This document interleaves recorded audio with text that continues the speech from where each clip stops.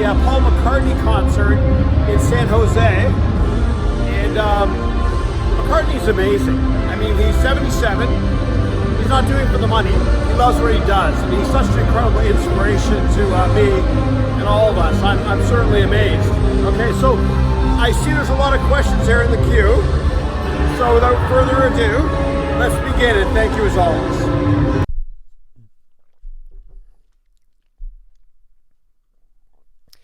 Good morning. I hope you all had a great week so far. So this call is only going to be 2 hours this morning because I'm catching a flight this afternoon to Barcelona. And also, just a heads up, there's not going to be a call on August 1st either, as I'm also traveling. I'm flying that day as well. So we got 2 hours for questions today. And our first question here is from Andrew Dupree. Andrew, how are you? Andrew is saying, in relation to the MBA, I'm long in the tooth, which means I guess you like to write a lot, which is cool. Do you wish for one-liners for the CV and personal statement? No worries.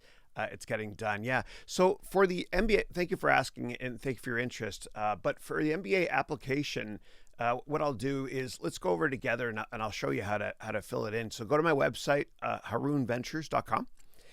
And then when you're here, you can click on the FAQ. And by the way, if we don't answer all the questions for the FAQ there, if you have additional questions, then please just send me a message during this webcast or email admissions@harounventures.com. Here's all the important dates as well. We're oversubscribed already for the degree. That's why I haven't been advertising it very much. But in terms of how to apply, what you do is you go to apply now. I almost forgot there. All right, so you click on apply now, and the personal statement is all you have to write essay-wise. And it can be less than 1,000 words, and it's got to answer two things, please. Number one, why do you want to get an MBA? And number two, what's your perfect life in 10 years? And I write that down because I want to help you, humbly if I can, achieve all of your goals in life during this MBA degree program. The program's going to be 1 to 2 years or longer if you want to take your time with it, because there's going to be a lot of replays as well. And for the first class, you get access to all my courses forever for free. And there's no additional fees as well. So in terms of fees, I might as well talk about this right now. So in terms of the cost, it's $499. But if you've taken any of my Udemy courses or any of these Udemy courses here, if you send in the Udemy certificate of completion, you get $10 off for all these courses. So that's 27 courses times $10. That's $270. $270 divided by 499 is a discount of 54%. And if you have additional questions on that, please let me know. And again, thank you for your interest. Andrew, always good to hear from you. Thanks. All right, let's do this. All right, next question is a comment from Kurt. Kurt saying, good morning.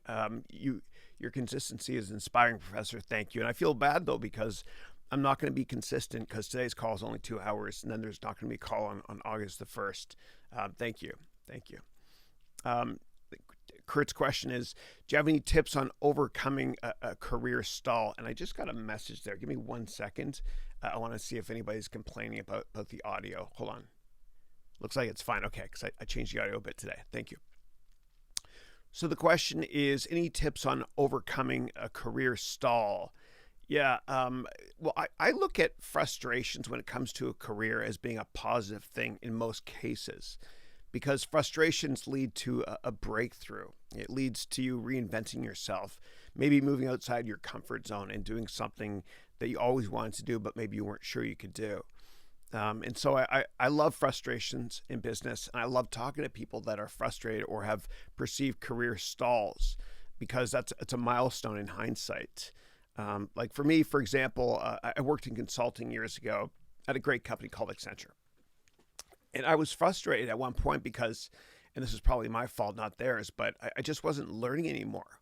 You know, what happens is you rise up through the ranks as a consultant, and then you end up managing people. And I love managing people, and I love the people I worked with, but I found that I wasn't learning as much, and I was frustrated.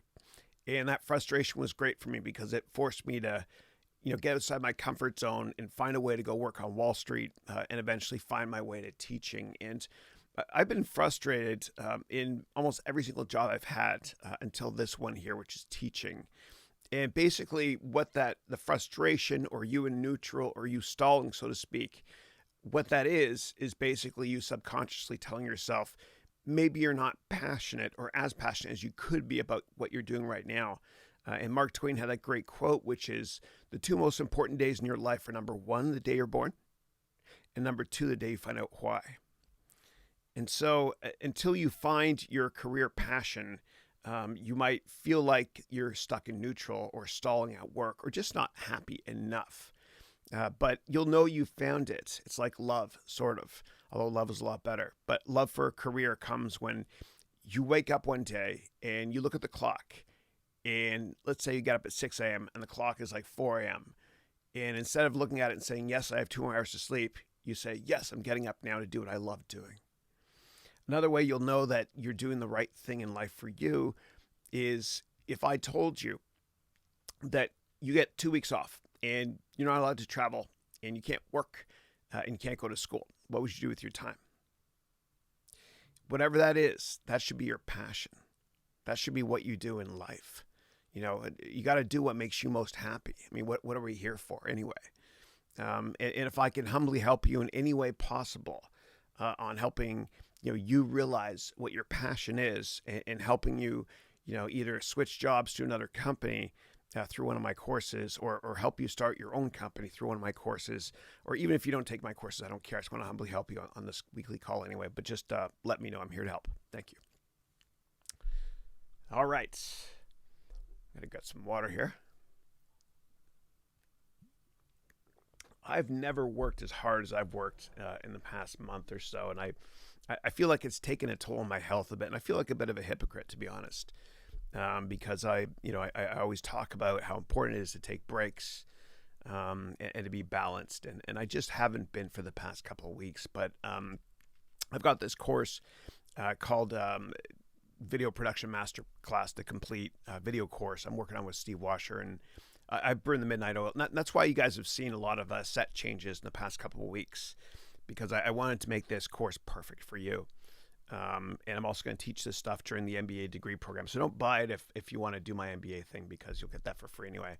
So I'm rambling on a bit here, but when one teaches to learn. So I am going to be taking my breaks more often, which is why I set today's call for 2 hours. I'm also traveling today. All right, next up is Sam, who's saying, hi, Chris, I need an app and a website for my new business, which I'm going to start.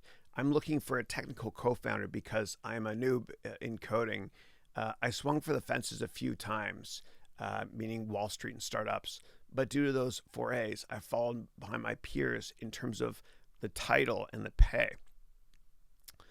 With a good economy, I'm wondering if I should put in the time or respond to recruiters. I like my job, but I want more challenging. My company is great.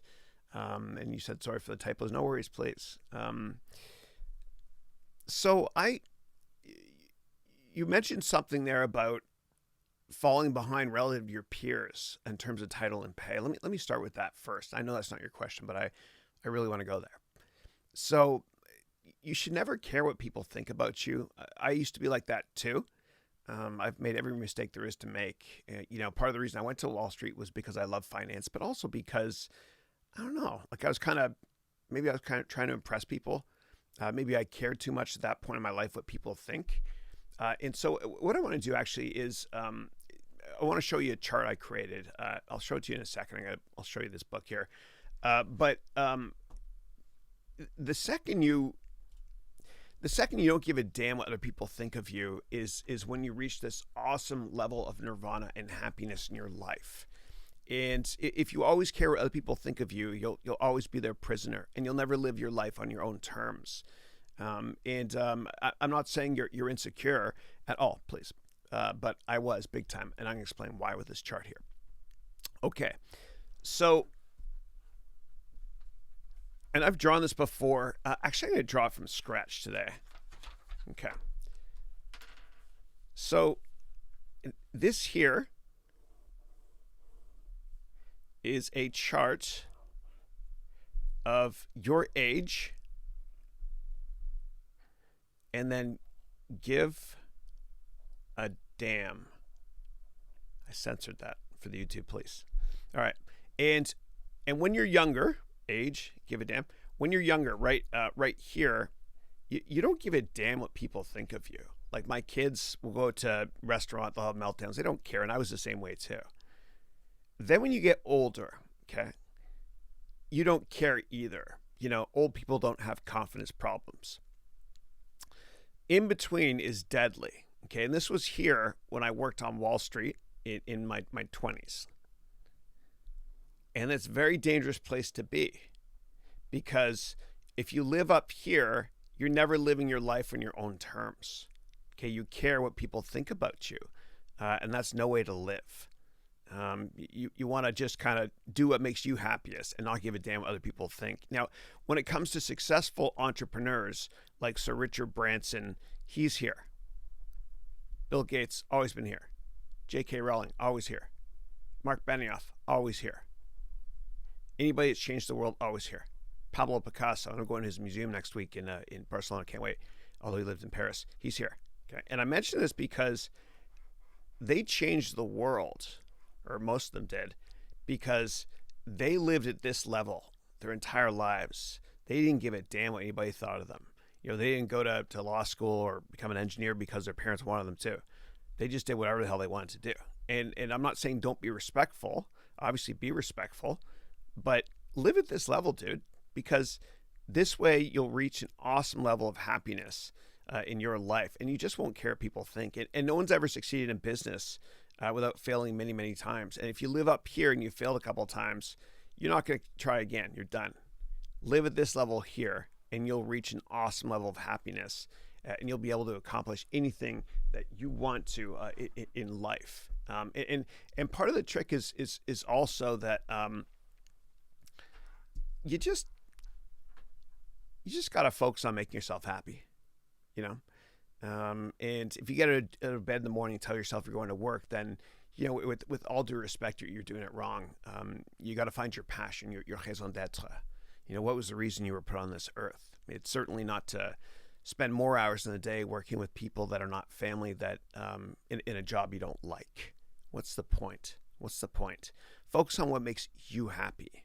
Okay. And if that's not a reality or a possibility for you right now, then what I recommend doing is starting many companies on the side, lots of side hustles. And you can take my complete business plan course if you want to, and it will help you start companies on the side as well. And once one of your side hustles takes off, and if you're still not happy working for somebody else at a big company, then consider quitting and doing that full time if your trailing 6 months revenue is much greater than the amount of money you would have made otherwise working for somebody else.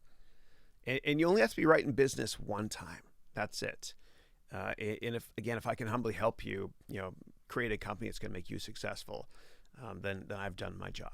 Thanks. All right. Now you had another question there as well. You're saying, should I respond to recruiters? Yeah, I mean, I would, only because, and I'm not telling you to not be loyal in life, but what happens is business is always cyclical. Boom, bust, echo, rinse, lather, repeat, bull market, bear market, that sort of thing. So whenever the economy pulls back a lot, what happens is companies end up letting people go, obviously. And the way it usually works is somebody in HR, human resources, approaches, the heads of each division, for example, at least the companies I've worked at, and says, we need you to provide one person by this date. We're doing a restructuring. And what happens is companies tend to overhire when the economy is doing well, and then they overfire when the economy is not doing well, and they actually cut into muscle instead of just cutting into fat. And so you got to be prepared for that. And, I know the person that you work for loves you and your family and all that good stuff, but you know what? A lot of times it's outside of their control. It's outside of their control. When we go into recession, everybody can be let go. So I think it's important to always return calls to recruiters and headhunters, just because you're doing yourself a disservice otherwise. You got to know what you're worth. And more importantly, you got to have a plan B just in case. because you got to provide for your family, yourself, etc. So I would always return recruiter calls. If you're worried about, your company finding out, you can use your personal iPhone or Android handset. And I always recommend that if your company gives you one of these things, you buy the exact same model for yourself, because companies can always look through your emails. Okay, I'm not a paranoid guy, but it's true. If and as Warren Buffett said, if you do enough due diligence or research on anybody, you'll find dirt. And companies can always look through your emails or text, whatever, and find some reason to reprimand you, if you know what I mean. Plus, if you work for somebody that's not an easy person to work for, and this person makes you work late nights as well, while your family is at home and they need you, and if this has happened to me before, that's why I bring this up.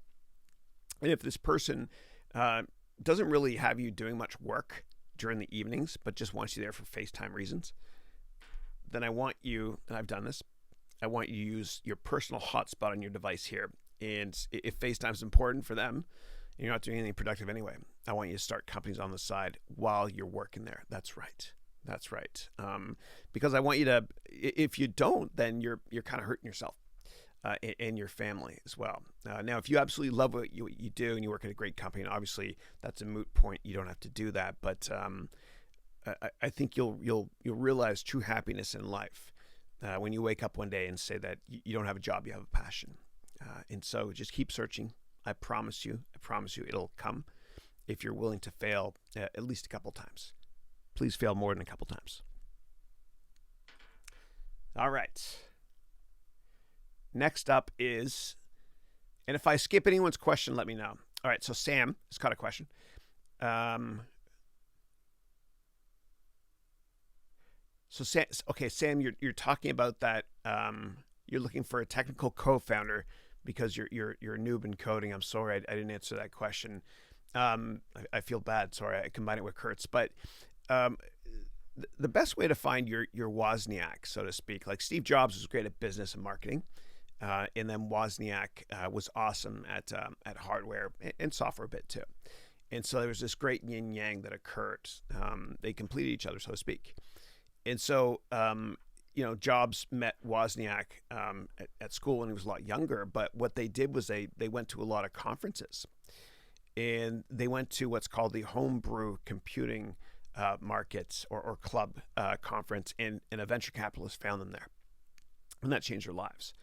And what I want you to do, and it's easier to say than it was back then for Steve and Steve, what I think you can do is you can go to meetup.com and you can go to meetings for free anywhere in the world on any topic. So let's say you want to hire somebody or find a co-founder or a partner or a CTO or somebody that knows how to make an iOS app or Android app. Then what you can do is go to meetup.com, enter your city name, and enter iOS app or Android app, whatever. And you can go to these meetings for free. And it's a great way to network.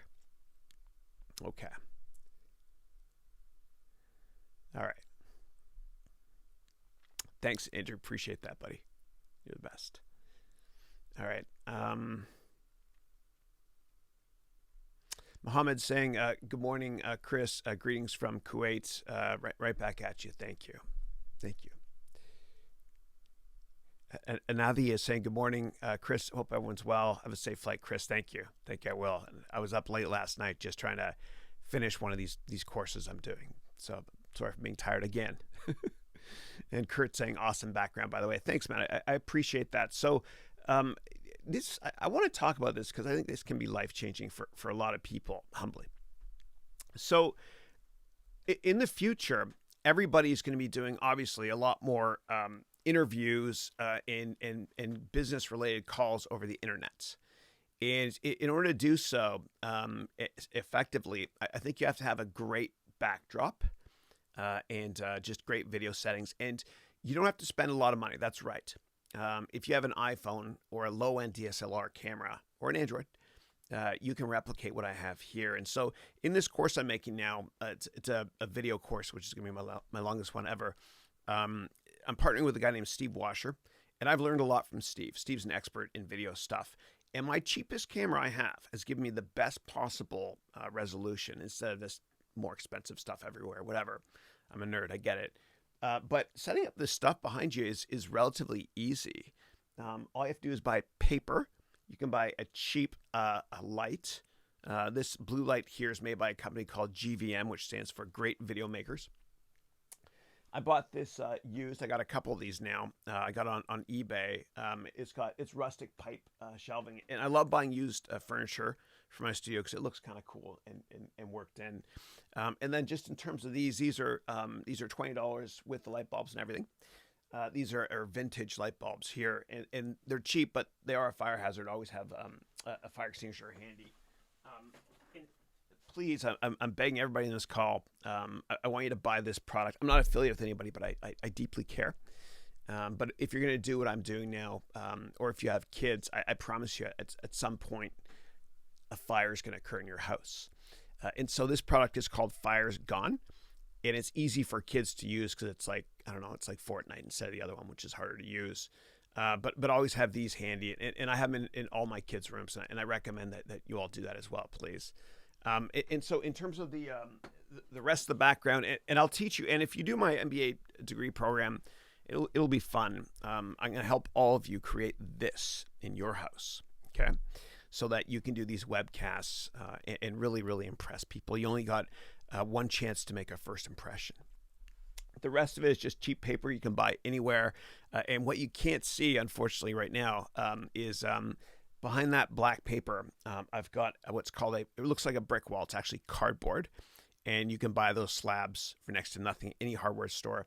On my floor, it's hard to see right now, but I've got what looks like beautiful wooden floors. They're actually $10 panels that are 8 foot by 4 feet each.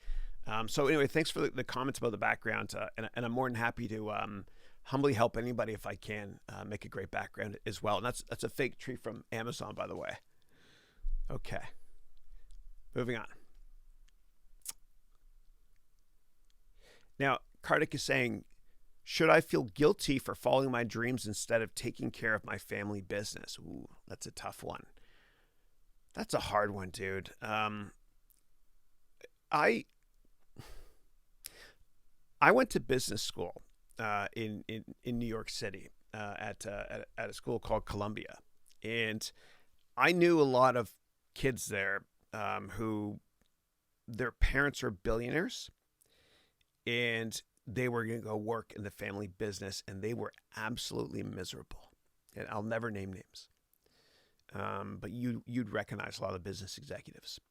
They're absolutely miserable because, first of all, they weren't sure if people were nice to them because of who they are and the money they have or their parents have. And second of all, they kind of felt like they'll never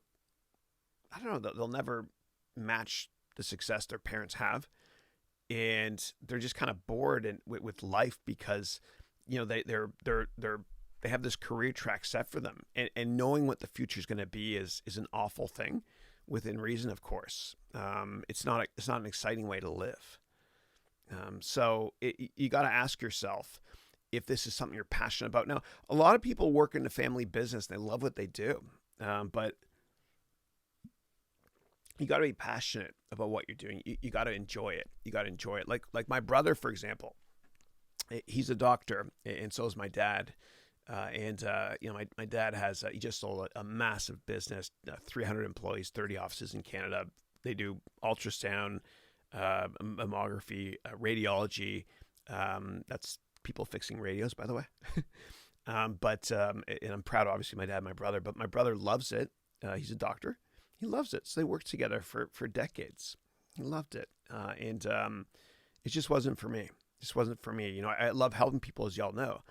But, going to a hospital and the whole blood stuff, it's just not me. And then I thought about, once James, my older brother, who's my hero in life, once he got into medical school, I thought, oh my gosh, I got to do something too. Maybe law school.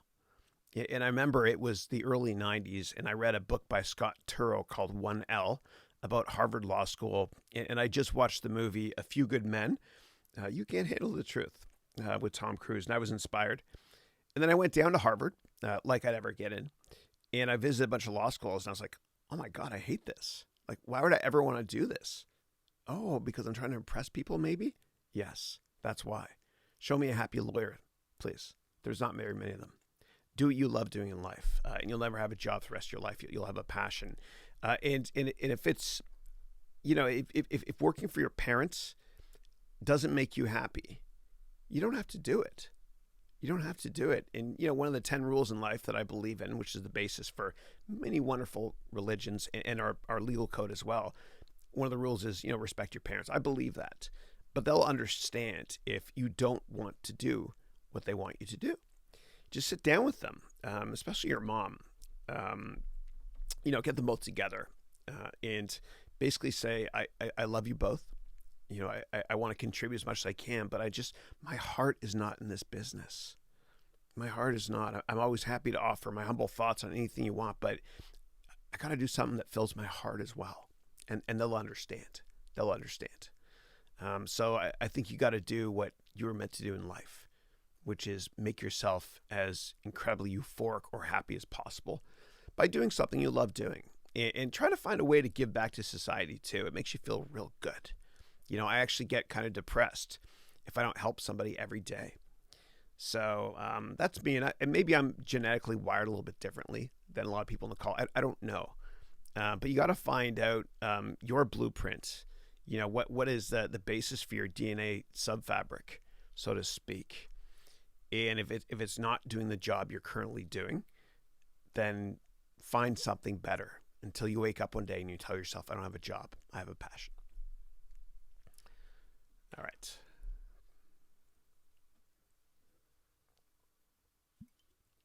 It's never too late to start over. The average age of somebody starting a company in America is over 50 now. And I believe that there's at least one person on this call that's going to live to 150. That's right. That's right. And if you think that sounds crazy, think about this.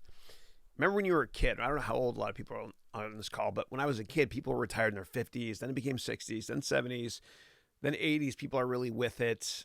People are living 26 years longer today than they were back in the 1950s. That's true.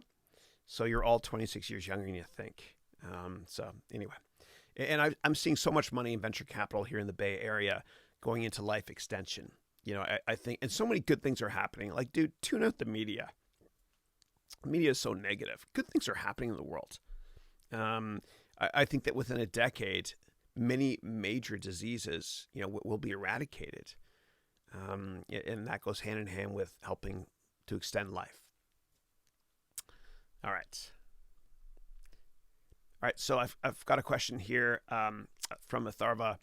As a computer science student and a total newbie to finance and management, what should my first step be in order to change my career direction? Okay. Yeah, so it's interesting because in Silicon Valley here, we often say when we're on boards of companies and helping them hire people, we often say that it's easier for an engineer to become a finance person than it is for a finance person to become an engineer. And engineers like you, and I'm not stereotyping, I think anybody can do it. Anyone can change careers, doesn't matter what your background is. But you were taught engineering in such a way that it's systematic, right? You were taught processes, logic, if, then, case statements, whatever it might be, modularization of code. And I think that's a very great abstract way to think about business in general because you're more systematic and more organized. There's quantitative and qualitative skills you can learn. The quantitative side you probably got because of computer science. The qualitative side is something you might want to work on. And so I think that the best way to switch careers is to always network like crazy, which is a soft skill. And you can go to my website and get this book for free. It's called Networking to Get Customers a Job or Anything You Want. And I promise you that by the end of this 200-page book or whatever it is, you will be armed with skills that will help you network to make that career change. And I don't ever recommend just, applying for a job because you see an opening. The problem with that is every time you see a job opening online, there's thousands of people applying. And the person that gets the job usually knows someone at the company. So I want you to read that free book of mine, and that will help you network as well so that you too can make that career change. And in the book, I talk about how to find Yodas, meaning mentors. And there are mentors and people just like you that are older than you, that are more successful than you just because they're older, but they want to help you. All you have to do is ask. And this book will tell you exactly how to do that. All right. Next up is... So Melody is saying, good morning, Chris. Good morning, Melody. How are you? I hope you're having a good day and enjoy that vacation to Barcelona. Thank you. I appreciate that. It's long overdue. I'm very much burned out right now. The problem with doing what you love doing, too, to be intellectually honest, is sometimes you don't know when to stop. You don't know when to say Heisman or whatever. You know, you just kind of, you burn out. And I'm burned out right now, but I'm happy. And I love doing what I'm doing right now. Otherwise, I wouldn't do it. But this vacation is badly needed for me. And for those of you starting your own companies, if you love doing what you're doing, you got to push back too, just to be more balanced. You got to push back. Otherwise, and you can hear my voice too. I'm not feeling that well, but way off track. Sorry about that, guys. Okay. All right, cool. So Harsh is saying, hello, Chris. What are your favorite movies of all time? Yeah. So I love a couple movies. One of them is called The Natural with Robert Redford. And he's a baseball player that waited until his 40s for certain reasons to play baseball, which is really old. And he's amazing. He's amazing. And I love it because it's so inspiring to me, knowing that you can change careers at any age. And there's one scene where he hits the baseball, off the lights, and this beautiful music from Randy Newman. I'm getting shivers just thinking about it. It's just epic and inspiring. Another movie I like a lot is Contact with Jodie Foster. Great movie. James Woods is in it as well. Matthew McConaughey.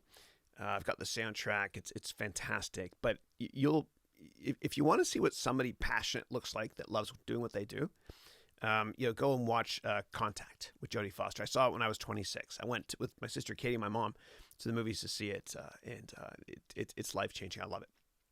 Another one I love is a movie called Tucker, which is with Jeff Bridges, and it's about a man and his dreams. And it's a true story about a man that created the Tucker car and tried to take on the big three auto companies. And he wasn't incredibly successful at it, but it doesn't matter because his attitude was insanely positive. And when I'm down and out, sometimes I'll think of that movie. So check it out. Tucker, A Man and His Dreams. And it was actually made by Francis Ford Coppola, who made the Godfather movies. And if you come to Silicon Valley, and I am going to do office hours here with a studio audience soon. But if you come, go to Napa Valley and go to Francis Ford Coppola's vineyard, and you'll get to see a real Tucker car. So I love that movie as well. Aside from that, on the comedy side, I love Coming to America.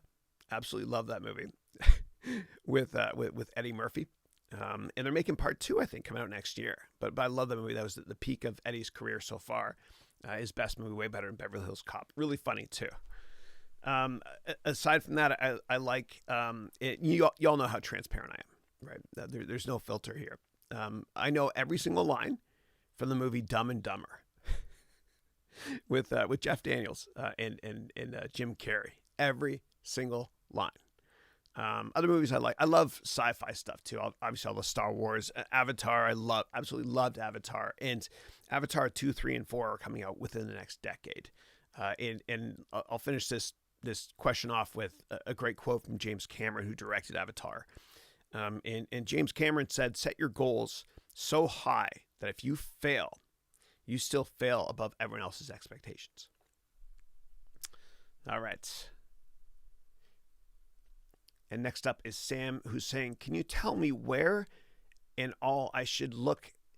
And if not a technical co-founder, then should I work with app business institutions to get my most viable product, meaning MVP, to show to investors?"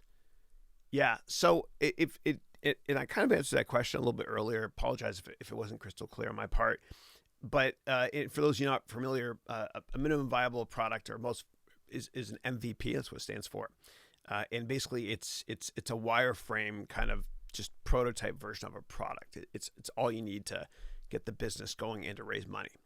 And what you might want to do from an app perspective is you might want to go to Fiverr.com. That's Fiverr.com or Upwork.com.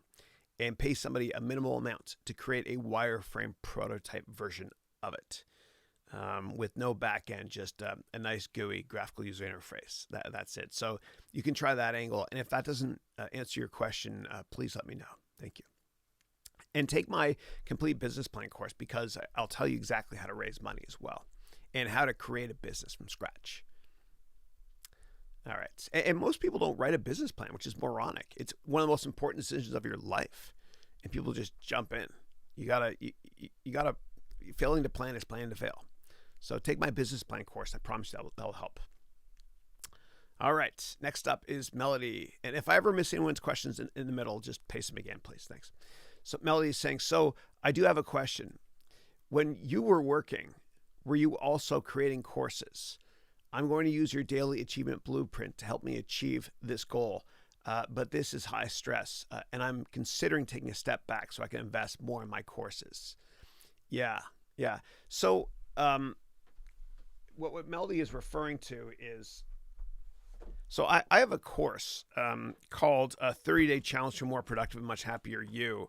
And what I do in this course is I teach you how to plan your days and goal setting and all that stuff. And I want to show you just a quick excerpt from it. And again, you get this book for free when you take the course.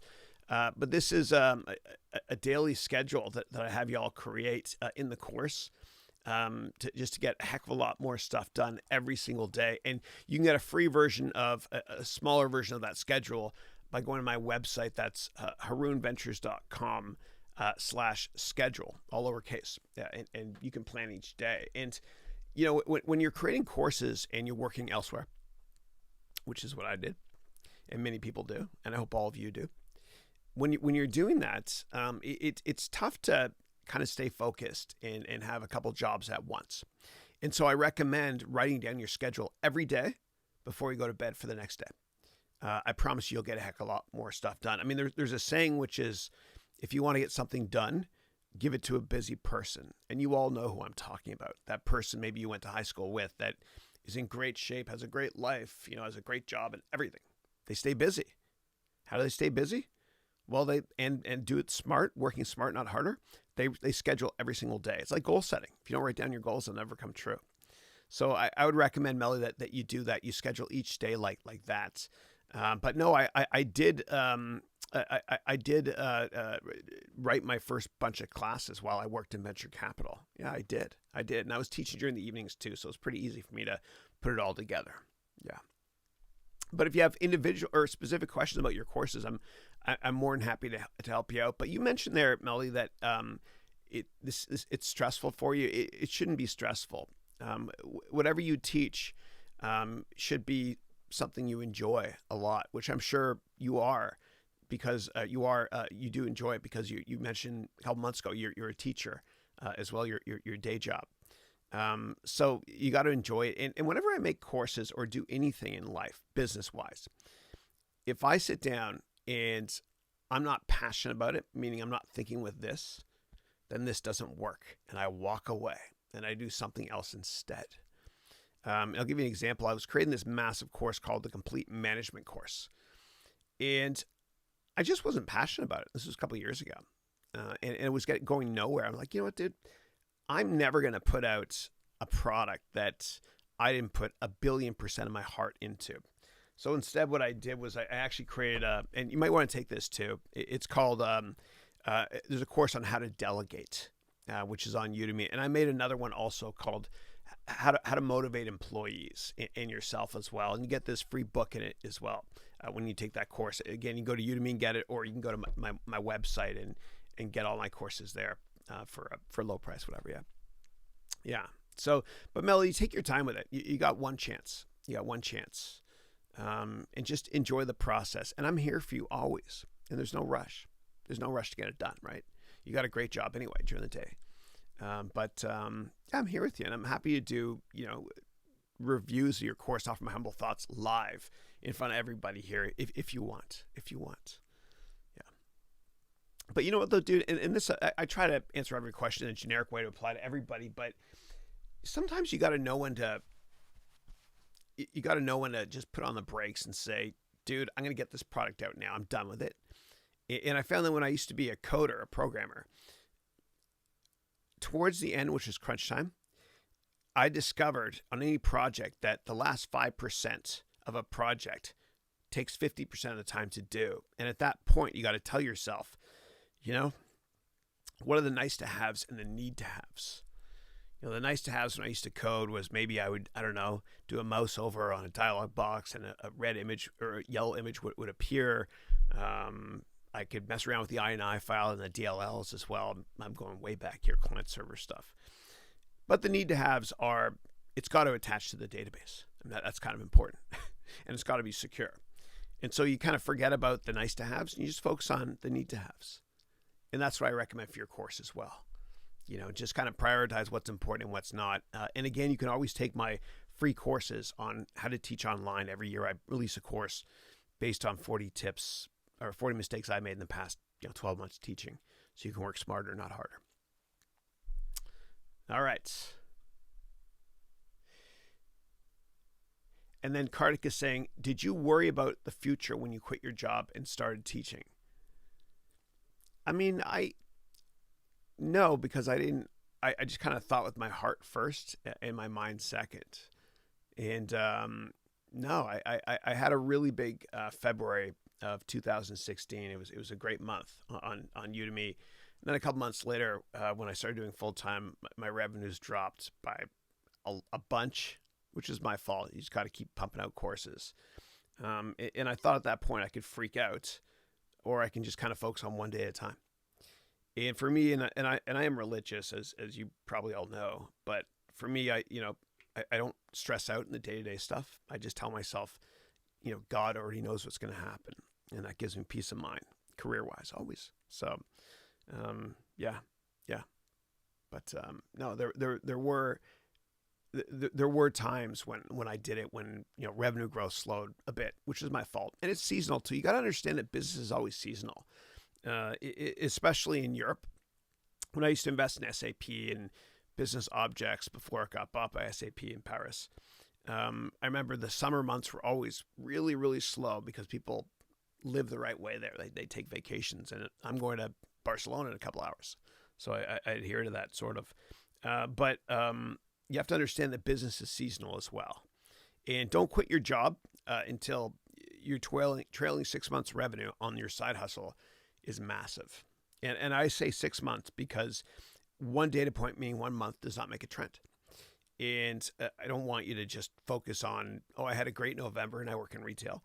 Therefore, the next 12 months or 11 months after that are going to be amazing. They're not, because it's a seasonal business. So anyway, and I'm happy to provide more color as well if you want, Kartik, on that topic. But I don't worry about the future anymore. I used to. I just don't. I don't. Yeah. And Winston Churchill had this great quote, and I'm going to butcher it a bit, but he said, I once knew a man who on his deathbed thought about all the worries he had in his life, none of which came true. Sounded like a little Australian accent there a bit, eh? A little bit? Hugh Jackman? A little bit? Yeah. All right. Melody's saying your health is important. I started my diet journey. I was going to video a blog once a week on this and started writing my book. I lost 6 pounds already. Woohoo! Awesome.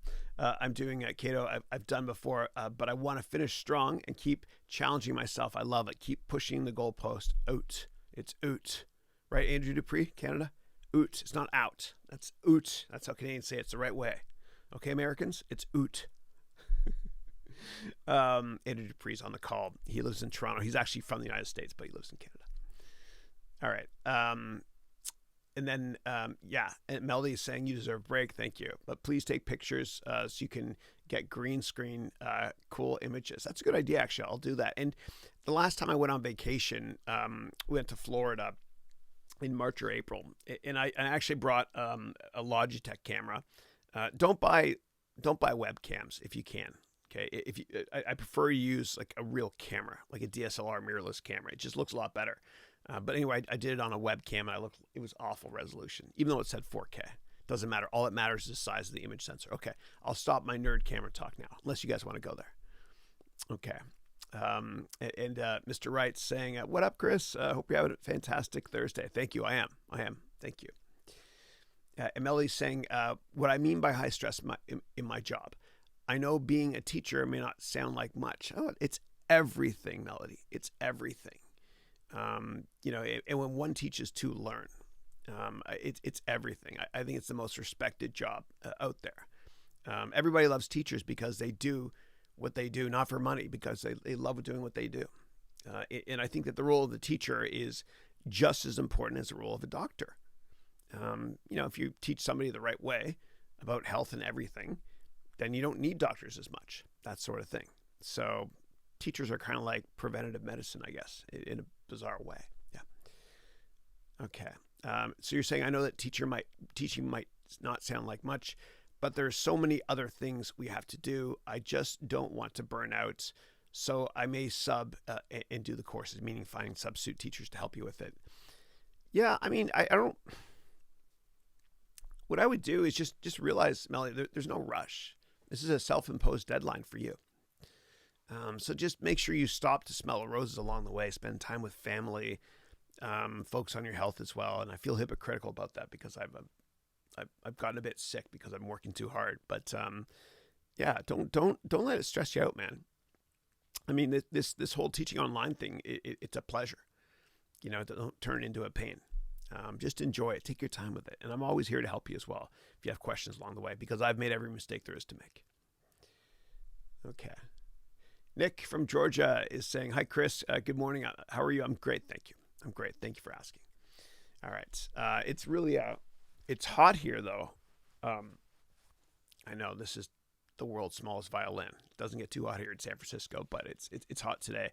And I've got all these bright lights up here. I wish I could show you, but I don't have another camera set up this way. But I was doing so I'm teaching a course. I'm doing another course. I always do a million things at once. It's fun. Called the Complete YouTube course, which is also coming out soon, along with the MBA degree program. And I set up these lights because there's this guy, and I'm sure a lot of you know of him, who has this YouTube channel called Unbox Therapy. And he's from Toronto. And I'm actually replicating his studio for part of that YouTube course. I'm teaching you all how to set up studios like the YouTubers do, whatever. And I'm also doing this because I'm unboxing over 100, that's right, camera products for the Complete Video course, or re-unboxing. They're things I own. But I've got these lights up here, and and this is what the guy from Unbox Therapy on YouTube uses, the same camera pointing down, that sort of thing. I'm trying to get it perfect. I got a long way to go. But anyway, yeah. All right. And Nick is saying, "So I've almost finished the business plan course." Awesome. So about customer concentration, why is it a risk that customer comprises more than 10% of revenue? Yeah. Because what happens is when you're trying to get investors in your company, they get worried if you're only focused on a certain sector or a handful of customers. And I understand that early on, a large part of your revenue is going to be, one or two customers, right? You just started.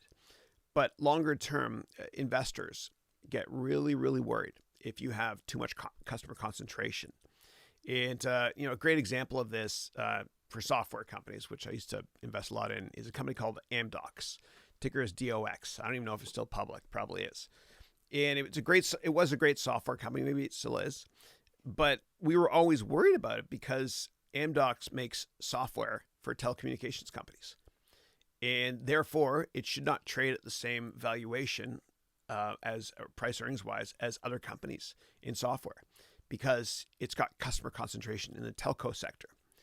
And so that was a bit of a risk. And because of that, we always wanted to assign a discounted valuation relative to the peers, other software companies. We assigned a discounted valuation to Amdocs because of that. It's just something that investors think about longer term is, if you have too much money coming from one or two sources, they get worried. It's like risk management, like creating a portfolio of stocks. You never want to put all your eggs in one basket, meaning you don't want one stock to be the bulk of your net worth. You want to diversify. Yeah.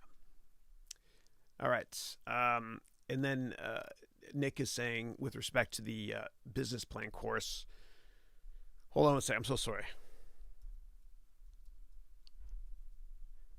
Business plan. Yeah, and Nick is saying, with respect to the course, I enjoyed it. Thank you. Appreciate that. The financial statement part was great. I was kind of addicted to it because it was my weakness. I really didn't understand it that well. Next, I'm going to take your Introduction to Finance and Accounting course. Thanks. I appreciate that. So I got a D in accounting the first time I took it at McGill University. And I know it sounds hypocritical. Like, who are you to teach this stuff, Chris, if you got a D in it? And I got a D in it because I was memorizing instead of trying to understand. And if you understand something, you'll never forget it. And so the way I teach is I teach in a more visual way, like assets equals liabilities plus equity. It's a balance sheet. It's a scale. It has to balance. So anyway, I hope you enjoy that course. Yeah. Okay. Oh, thank you, Muhammad. I appreciate that, brother. Thank you. God bless you. All right.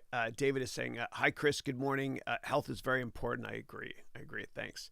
I've been getting some good results from the apple cider vinegar.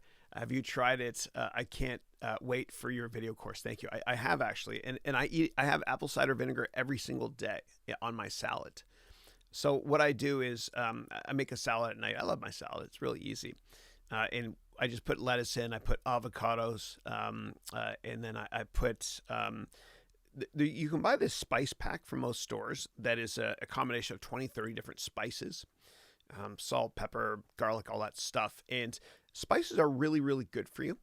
Really good for you, right? They're antioxidants too. And I put a ton of that on. I put lemon, tons of lemon. You can never have enough lemon.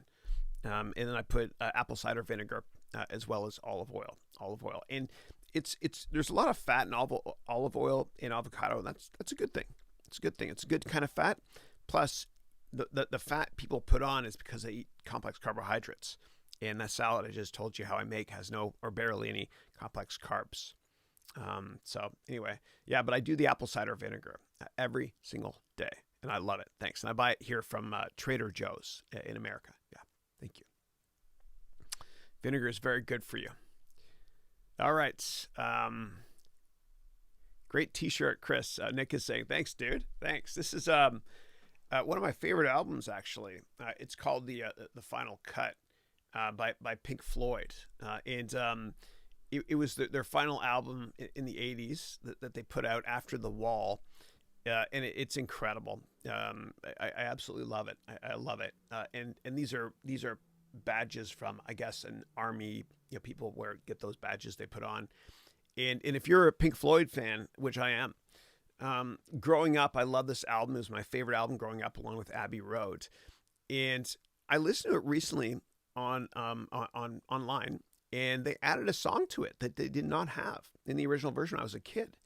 And it's an unbelievable song. I'm just shivering thinking about it. It's called "The Tigers Break Free," which was Roger Waters, one of the singers, along with David Gilmour in Pink Floyd. Roger Waters is talking about how, he never met his dad because his dad died in World War II.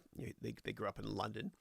And then, anyway, he pours his heart out, and he gets upset because he talks about how King George at the time just sent a rubber stamped letter to his house saying his dad passed away. Anyway, a little off topic, but I absolutely love it. I love it. Yeah. Thank you. And I did see Roger Waters in concert. He came here to Oakland, actually. To play the entire Wall album, which was epic. It was unbelievable. And I'll never forget it because we were at the Oakland, I think it was the Oracle Center where they play basketball, or used to. And people were getting carried out by the police for drugs and stuff. I don't do that stuff. But I will say this, and I am intellectually honest and open, and this is out there, I know, but I never understood why people did drugs at concerts or listened to music and did drugs and stuff. But I will say this. I can't retract what I'm about to say, but I'm going to say it anyway. The second half of the concert for me sounded way better than the first half of the concert. Yeah, I did not. It was all secondhand stuff, but I get it. All right. Ooh, that was out there, Chris. All right, I'm one comment away from ruining my life. I get it. But I'm never running for office. I don't care. All right. All right, next up is Adish, who's saying, good morning, Chris. First time I've seen you on the call. Welcome. I hope you join us again. Thank you. He's saying, good morning, Chris. I'm celebrating your course and your follow-up quick response. Thank you. Thank you. Appreciate that. Thank you. And Danios, who's from Alberta, fellow Canadian, close to Banff. Okay, I won't use that joke anymore. But for anybody who's never heard of Banff, go to Google and do a search for BANFF. It's a park in Alberta. It's a hidden gem. It's beautiful, and y'all have to go one day. Just fly to Calgary and then rent a car for an hour and a half and go to Banff with 2 Fs. You'll love it. Yeah. So Danios is saying, hi, Chris. Sorry for being late. Oh, my God, please. I hope you're having a great week. I feel each time you do. I do. Thank you. I appreciate that. Thanks. And Rosita is saying, how do you know what your wage should be? It's a great question. So there's a couple of things you can do. You can go to glassdoor.com and you can type in the name of the company you work at or similar companies if your company's not listed there. And you can find out how much money people make at various levels at that company. All right.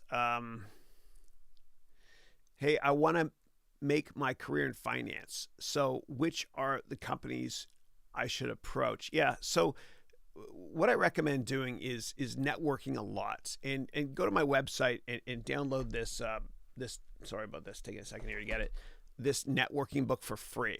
Okay. This will teach you how to network and just set up informational meetings with people that have something in common with you that work at these large financial services companies.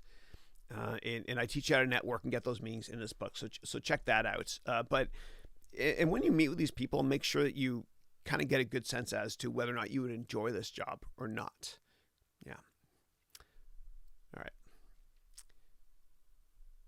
Jacob is saying, hey, Chris, hope your summer's going well. What do you think about Microsoft buying LinkedIn? Yeah, it kills me, Jacob, because I was a big investor in LinkedIn a while back. It kills me because I own the stock and I knew the stock was going to go up a lot. And you know, I knew at one point that LinkedIn would be the largest market cap company on the planet. In my financial model, I modeled it out and I did really, really well. I made a lot of money on that stock. And I remember when I owned it, people said, Chris, you're crazy. It's 100 times earnings. And I said, no, it's not. It's 3 times earnings in 5 years, based on my estimates. And LinkedIn was the only company in the world that didn't have competition, right? Where else do you go online for job stuff? It was just them. And there's a couple of reasons why they sold to Microsoft and why Microsoft bought them, in my humble opinion. So what happened was LinkedIn bought a company called Lynda. And Lynda is online teaching stuff. And I thought about teaching there. They approached me. I talked to them for a while. They wanted me to sign a big contract, which would have stipulated I can't teach anything remotely similar anywhere else. And I'm an open source guy. I don't want to do that. I don't want to get my hands tied. But the way it works is Lynda, Lynda, they help you script it a bit. Then they fly you down to Santa Barbara, which is in California. Then they record it there with you, and then they take 6 weeks to edit it. And they do a great job. So LinkedIn bought Lynda. And it looked like revenue growth was huge for LinkedIn because they bought another company. And then a year later, obviously, revenue growth wasn't as good because the year-over-year comparisons of having bought Lynda were already in the financial model, right? So the organic growth looked pretty bad 1 year out. And so the stock went down a lot. And so I'm pretty sure this is how it works. Microsoft's investment bankers called Microsoft and said, hey, LinkedIn is down a lot because they missed a quarter or growth is slowing.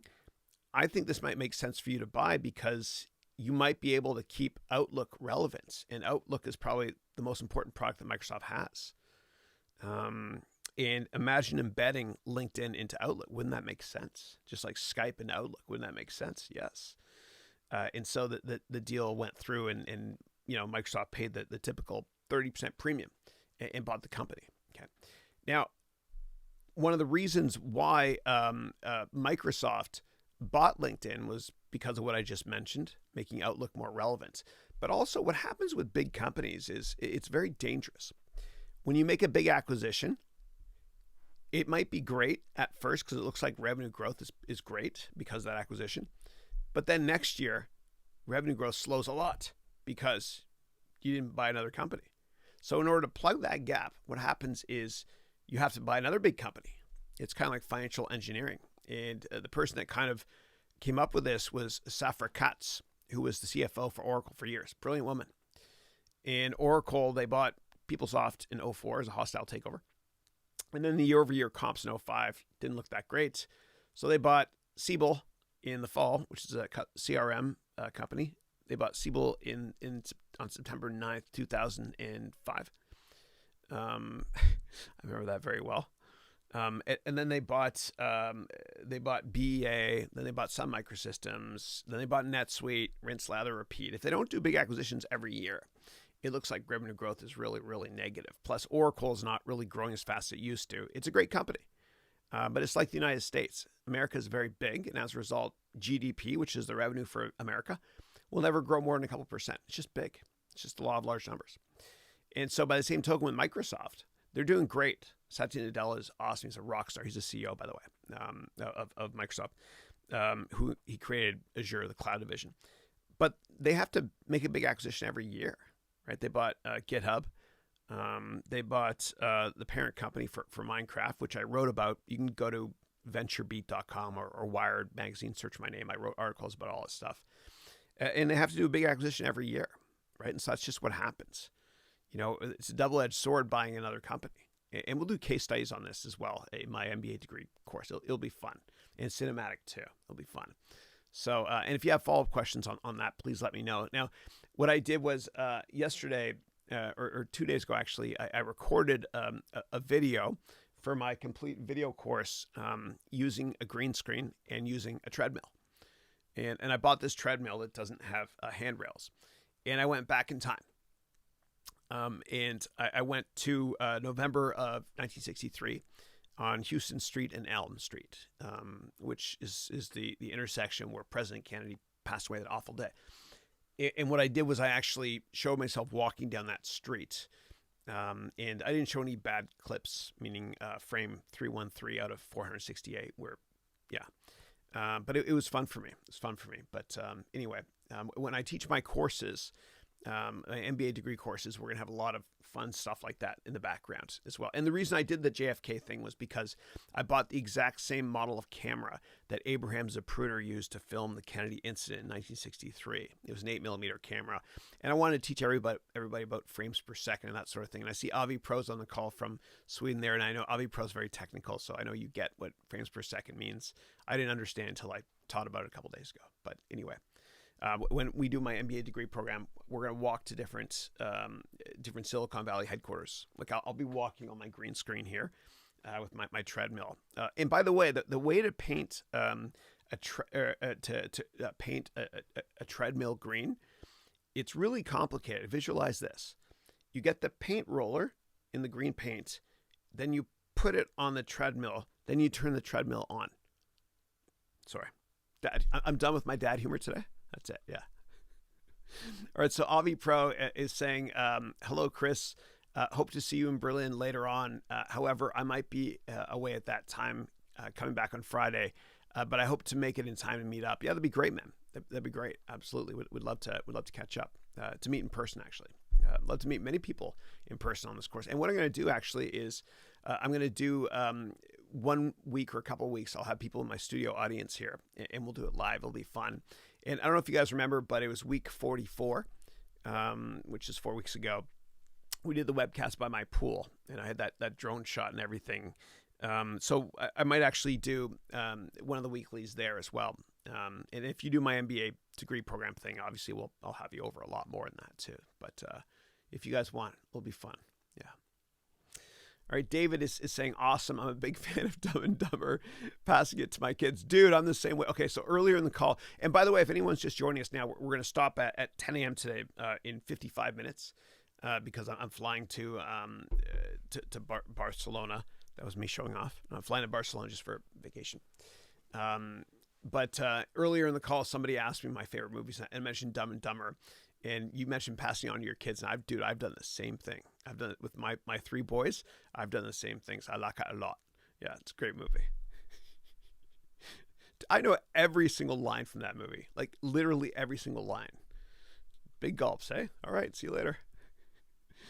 All right, that's a line from the movie if anyone's wondering.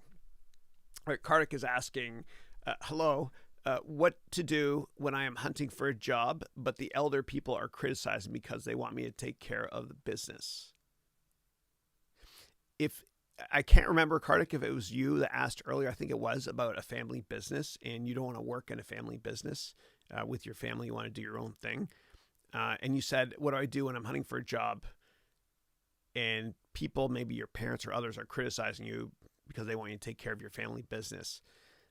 You could just say you're trying to do what you're more passionate about. You love the family business and helping out, but your calling in life is something else, something you enjoy even more. And you can then say, but I'm still going to stay, attached to the company and help out every now and then, on a consulting free basis, of course. But you got to march to the beat of your own drum. You got to do what, you're most passionate about in life. Otherwise, you'll never be fully happy. You'll never reach your full potential. All right. And for those of you that have, I think it's HBO, and I'm sure you can rent this program online somewhere else, or this television show. There's this show called Succession with Rory Culkin, who's Macaulay Culkin's brother. And it's about a family business. I think it's based on Rupert Murdoch. Check it out. It's kind of funny, but you'll understand. You'll identify with it a little bit as well. You'll get it. It's funny, but it's also depressing working in a family business if you weren't meant to do that. Yeah. All right. Raphael is saying, now I'm thinking about the Teenage Mutant Ninja Turtles. My kids, that's how they learned about Renaissance art, was from the Ninja Turtles. One is what, Raffaello, Donatello, Michelangelo, and Leonardo. That's right. Yeah, it's a great name. I've just separated from my 4 years hedge fund startup business. I was in finance. Now I want to be the IT web industry and help disruptive web startups. Any tips for this 180-degree change? I've already done that. You're preaching to the choir. I thank you for asking. This is awesome. I ran my own hedge fund and venture capital firm too. The way you're going to do it is, if you want a career change, is you're going to have to network like crazy. And it took me years in business to realize that relationships, and this is a free book you can get from my website. It'll teach you how to network to get a job or change careers. But it took me years in business to realize that business is about relationships first and product knowledge second. And so if you want to make that career change, don't apply to jobs online, right? It's tough because thousands of other people do as well. And if it looks inconsistent on your resume, like, all right, this dude ran a hedge fund for 4 years, now he wants to work in tech. Why should I interview this person? I'm going to interview other people that have worked in tech. And I'm not saying it's impossible. I want to motivate you to work harder than those people that already work in tech by networking. Okay. And once you network with people and sit down with them and help them with their careers a lot, and I'll explain that in a second, then the chances of you getting hired are much, much higher. Okay. And so everybody in business is motivated by three things. And before you go into any meeting, you got to understand who you're meeting with. Go to their Twitter profile and see who they follow. You'll find out a lot about a person, what sports they love, that sort of thing. And by the way, never follow any politicians, because half the people won't like you as much. I don't know what half, but you can kind of learn more about this person by going to Twitter profile and finding out they love baseball or whatever it is. And you can spark up conversations about that. You can also learn about this person by going to their LinkedIn profile and finding out what do they do. And everybody's motivated in business by three things. They want to make more money, they want to get promoted faster, and they want to enjoy the people they work with. So before you go to that meeting, that informational meeting, I want you to figure out one way to add value. And it's probably helping them make more money.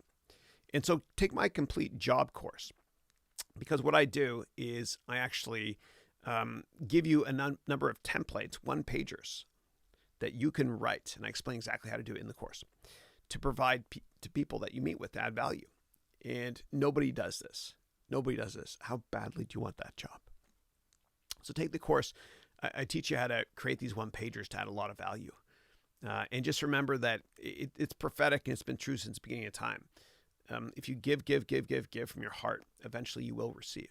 It's just the way it works. All of my minimal whatever successes in business, I've done fine, have come partially because I've helped other people.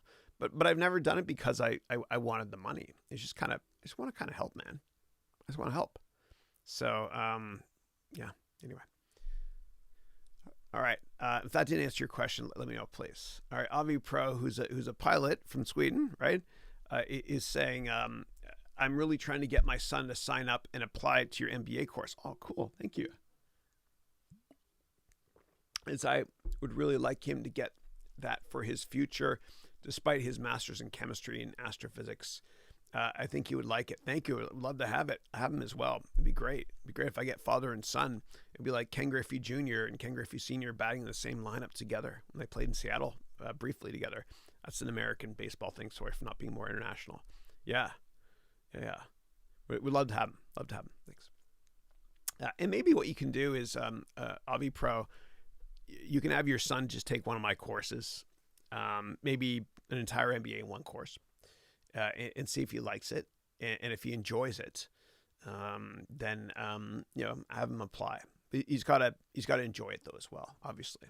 Yeah. All right. And hi Chris, this is Mary. Hey Mary, how are you? It's been a while, so I hope you're doing great. Thank you. I hope you're doing well as well. Great. What are your thoughts on life coaching and life coaches? Many seem to espouse making 6 to 7 figure businesses. So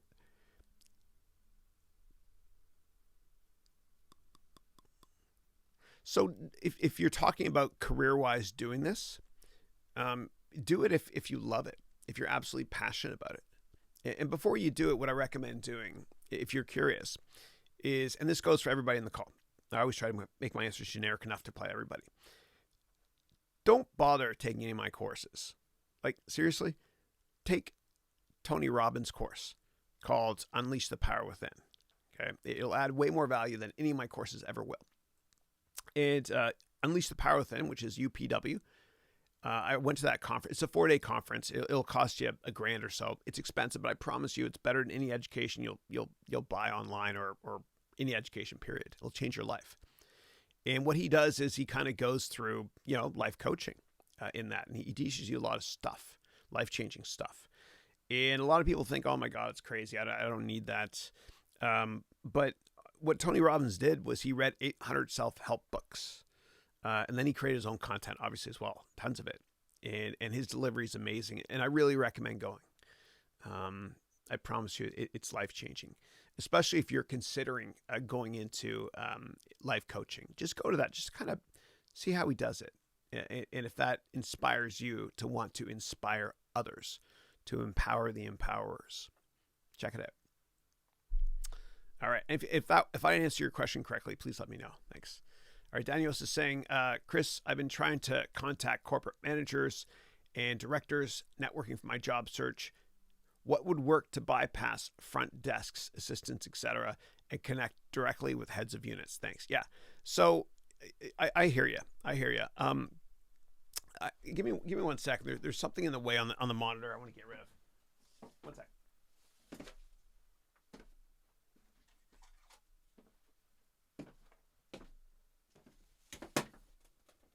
I have a teleprompter. I have a teleprompter up, and I had this lens on the bottom, which was glaring.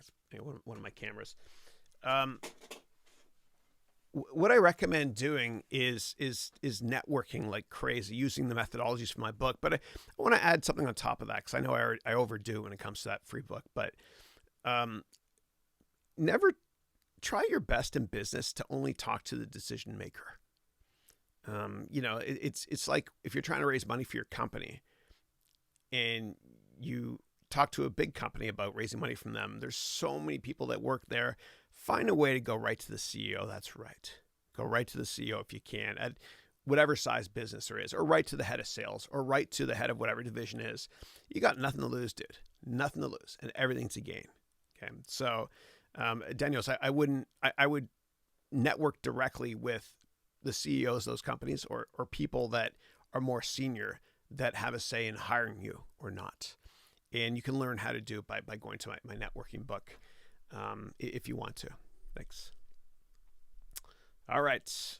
And in my MBA degree program as well, what we're going to do is, I think within the first month, we're going to have you perfect your LinkedIn profile and your resume. And I'm going to do one-on-one calls to everybody. And I'm going to review and help them make the best LinkedIn profile ever. Yeah. So I'll help you do that. And I'll help you network better too, if I humbly can, during that degree program. And, it's the first class. We got to be patient with each other because it's something that's never really been done before. I humbly think the way I want to teach it. So I'm going to make mistakes. I'm going to be honest about it. And I want you all to be self-correcting with me and just, provide me with feedback as we go through that journey together. There is a money-back guarantee, obviously, and I'm going to do whatever it takes to ensure that you learn more than any other. You can learn from any business school in the world. HBS, Harvard Business School, HBS. 2/3 of HBS is BS. Why do I feel like they're going to sue me one day for that? I don't care. But anyway, in the first month, we'll go through how to perfect your LinkedIn profile. Yeah, it'll be fun. It'll be fun. And that's one of the reasons why I'm doing all this crazy stuff here. It's not just to teach a course about, cameras and videos and stuff. The bigger picture for me is actually a studio. So I can teach you live. And that's why we're on week 48 now. And if you go back to week 1, 48 weeks ago, wow. You'll see the quality has improved dramatically here. And my whole goal with this whole setup here is I want this to be edutaining so that when you take my MBA degree program or just the weekly calls, and I don't care if people don't take it on this call, it's fine, but my MBA degree program, but I want to teach in such a way that it's cinematic and edutaining, meaning entertaining and educational, which is why I'm doing all this stuff here in the background. And my goal,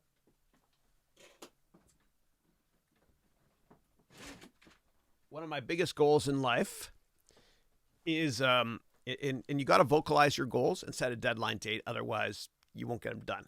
But one of my goals is I want to get one of these. I'm a fraud. This is a prop for my complete presentation course. But I want to get one of these things within 10 years. It's now 9.5 years because I mentioned that 6 months ago. But that's my goal. That's my goal is this. I want to get it for a business documentary. Something to make the world a better place. I'm not sure exactly what yet, so I'm solving for X. And if you look at this thing, actually, I've never done this angle for you guys. This will be kind of fun. Let's do this. If you look at this thing is an exact replica. It's not real. I'm a fraud. But there's 5 circles right here, which represent the 5 original branches of the academy: acting, directing, technical stuff, producing, and I don't even remember the other one, whatever. But there's so much that goes into making an online course, as Melody knows, who's making one now. And Melody is also a teacher. She's on the call. And if you study how other people do it, the professionals, like I've studied a bunch of stuff from Martin Scorsese recently. And I got to meet with Annie Leibovitz too recently, which was kind of fun. But I'm trying to study the greats and emulate them. They've already done it, and they provide their free blueprints online on masterclass.com. Another great website. It's like Udemy. But anyway, I'm learning all that stuff, and it's been fun for me, but a big challenge as well. And y'all know I've made a ton of mistakes over the past, almost made another one there, over the past 12 months. All right. All right. Next up is Melody. One more quick thing, Daniel. So I want to mention something I learned from Tony Robbins at a conference I went to of his back in the fall of 2015 in LA. He was talking. There's one guy. One guy went up on the stage who works close with Tony, and he runs a business. And his business took off because he figured out how to network to get meetings with people. But he did it in such an incredibly innovative way. And this guy runs, I think, a mineral company outside of Cleveland, or a steel-based company. And what he did was this. He was trying really hard to get a contract or just a meeting with the CEO of some large company. And so what he did was this. It was actually brilliant and creative. And you should try to be creative like this. Think outside the box. what he did was he sent something in the mail to the CEO. And it was a box, speaking of things outside the box. And the CEO got it. And inside of it was an American silver dollar. Okay. And it's $1, right? But it's an antique. It's worth more than $1. It's probably worth $30 or whatever it is. And so he sent this, and it came with a little letter. And the letter was something like this: Dear CEO, or whatever his or her name was. Dear CEO, as you this item in this pine box that I sent you, although it has a face value of $1, it's actually worth a lot more than that. And the same can be said for my business and the service I provide and the value I can add to your business. I'd be grateful if you would contact me at this number and set up a meeting so I can come in and explain the value I can add to your company, because the value I add is much greater than the face value of what you think I might be able to add. And so it was so innovative. And if you got something like that, and you're a busy person, it's so innovative. You're gonna say, you know what, this person really, God, that's brilliant. This person really went out of their. I got to call that person, right? So you just got to do something. You got to think differently always. Just think differently. So and there's other great ideas as well, and we could go into detail on that if you want to as well. I have a lot of friends that worked in software sales at Oracle and other big companies, and they did other innovative stuff we can talk about as well if you want. Yeah. All right, so Melody is saying making the course is not stressful. It's me being a teacher in my other job. Okay, I see. That's extremely stressful. I bought the Motivate and Delegate course last week. Thank you. Yeah. No, I appreciate that. Thanks, Melody. Yeah, I hear you. It's tough being accountable, partially, to other people, because everybody has their own agenda and stuff. And by the way, if anybody here on this call is you work in a political entity and it drives you crazy, because you realize it's not a meritocracy, you don't eat what you kill, and you understand why people are getting promoted faster than you or getting paid more than you, yet they don't add as much value as you. And if you're at a point where you think that your boss feels threatened by you because you're so good at what you do, to the extent that your boss thinks they hired their assassin, then I want you to embrace that frustration and the stress you feel. Channel that into getting another job. You can take my complete job course, or to starting your own company, and you can take my complete business plan course to help you do that. And you'll look back years from now and say, I'm glad that person was a schmuck or treated me poorly, because that kind of forced me to start my own company and to be happier, that sort of thing. Yeah. And Melody, if you ever wanted to, the offer is there, obviously. I can look at your course live in front of everybody here, and give you my humble feedback. But it feels so good when you click the publish button. All right. And Dat Tran, who's my friend here from, he lives in Vancouver now, but he's an exchange student from Vietnam, who also loves Tony Robbins. If you go to Dat Tran's LinkedIn profile at the bottom, you'll see he follows Tony Robbins as well, just like me. And Dat Tran is saying, hi, Chris. Hope you're doing well. I still do my learning a lot in networking. One question is, do you do a meditation, which is the best way to focus the brain? Yeah, I do. I don't do it enough. Like I just bought, I caved in and bought an Apple Watch, and there's actually a great meditation app in here as well, which I've kind of messed around with. And on my iPhone here, I've got there's an app. Oh God, there's comments on Slack. I got to check. Sorry. There's an app on here called Calm that I use every now and then. And a form of meditation for me is every day when I get up, I say a prayer before I go to bed, and I thank God for 10 different things. And it's always the following in this order. Ready? Thank you. I thank God for Christine, Andrew, Matthew, Dylan. That's my wife and kids, my mom and dad, and then my sisters and brothers, Katie, Elizabeth, Jamie, and then my students. All right. So it's kind of a way for me to show gratitude every day so I can get out of bed in a peak mental happy state. And that's my form of meditation, but I really need to do more of it. I really, really do. And I've got to schedule it. I feel like a hypocrite because I talk about a lot of this great stuff and scheduling it, yet I don't schedule enough of stuff that's going to help me, think more clearly longer term. So I will do it. Thank you. I will do more so. Thank you. All right. Now in terms of Slack, Wrigley, if you're on the call, buddy, I see 3 messages in Slack, and I'll share my screen. You guys can all look if you want to. I've got nothing to hide. But Wrigley, I see these messages here, 3 messages. Yet when I look at my iPhone here, and I'll share my iPhone right here, I see I see other messages. So let me know, Wrigley, please, if I'm in the right in the right part of the Slack app. Okay, and for those of you who want to join up Slack and ask questions that way, you can go to harounventures.com/Slack, all lowercase.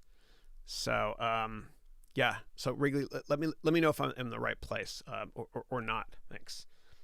All right, go back over here. All right. Good morning, Dave Capel. All right. Question is from Mary. I've been wanting to learn how to make online courses as well, though the technical aspect is a learning curve for me. How long did it take you to learn these? I know you're a techie, though. No, thanks. So what you can do is, so for me, I took a lot of pictures of my kids growing up, and so there can be a good return on investment on kids now, right?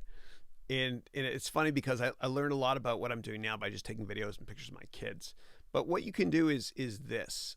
You can go to my Udemy profile page, just search the web for Udemy Chris Haroun, and it'll lead you to here. And then what you can do is every year I come out with a course on how to teach online. And I publish it in a bunch of other languages. It's free. I just want to do my part and humbly help if I can. But it's based on 40 mistakes I've made over the past 12 months. So here's one of them. Okay, free. And then I also did one. I think it was last year. Let's see here. Here's another one right here. Okay, so 40 tips on making a great online course. So that's the same one again. I just had a senior moment there, folks. The older I got, the better I was. All right, but you can also go and see the more recent one, which I poured my heart into, which is this one here. Here we go. Okay, it's called Another 40 Tips on Making a Great Online Course. So you can check that out, and then you can also take this videography thing course I'm making, which will be out at some point this year. And that should humbly help, I think, for you to make amazing online courses. But it takes a while. It takes a while. Like it's like, and for me, like I've made every mistake there is to make. Seriously, every single mistake. So just use me as a resource, please. And if I can humbly help you make online courses faster or whatever, just let me know. But take my complete video course when it comes out in a month or two, or whatever it is. Yeah, thanks. Yeah. But I think it'll probably take you at least 6 months to get all your equipment up and perfected and your course done as well. And Melody, I'm sure, could give you feedback as well. She's in the process of doing it now. She's on this call. Yeah. Our next question is, how should the civilization behave regarding global warming? Well, I think we're all in this together. I think that there should be more social pressure on companies and people to do their parts. If you're not part of the solution, you're part of the problem. So for me, I've got solar on my roof. I try my best to recycle and do other things as well. And I support politicians that are very environmentally friendly. But it's the younger generation that keeps us in check too. Like my son Matthew, brings back memories. But when he was 3, I remember we were driving in the car and I was eating an apple. And I was done with the apple, and I opened my window and I threw the core out. And he said, "Dad, don't be mean to the earth." So listen to people when they criticize you or me or us when it comes to the environment. I don't support companies that do environmentally unfriendly things. Like Exxon with the Exxon Valdez oil spill. I'll never support them. So anyway, I only support companies that do their part to help out the environment to make the world a better place. Yeah. All right. Next one is, and I've got half hour left, guys. I'm so sorry, but I've got to catch a flight. And let me see if Wrigley is pinging me. Okay.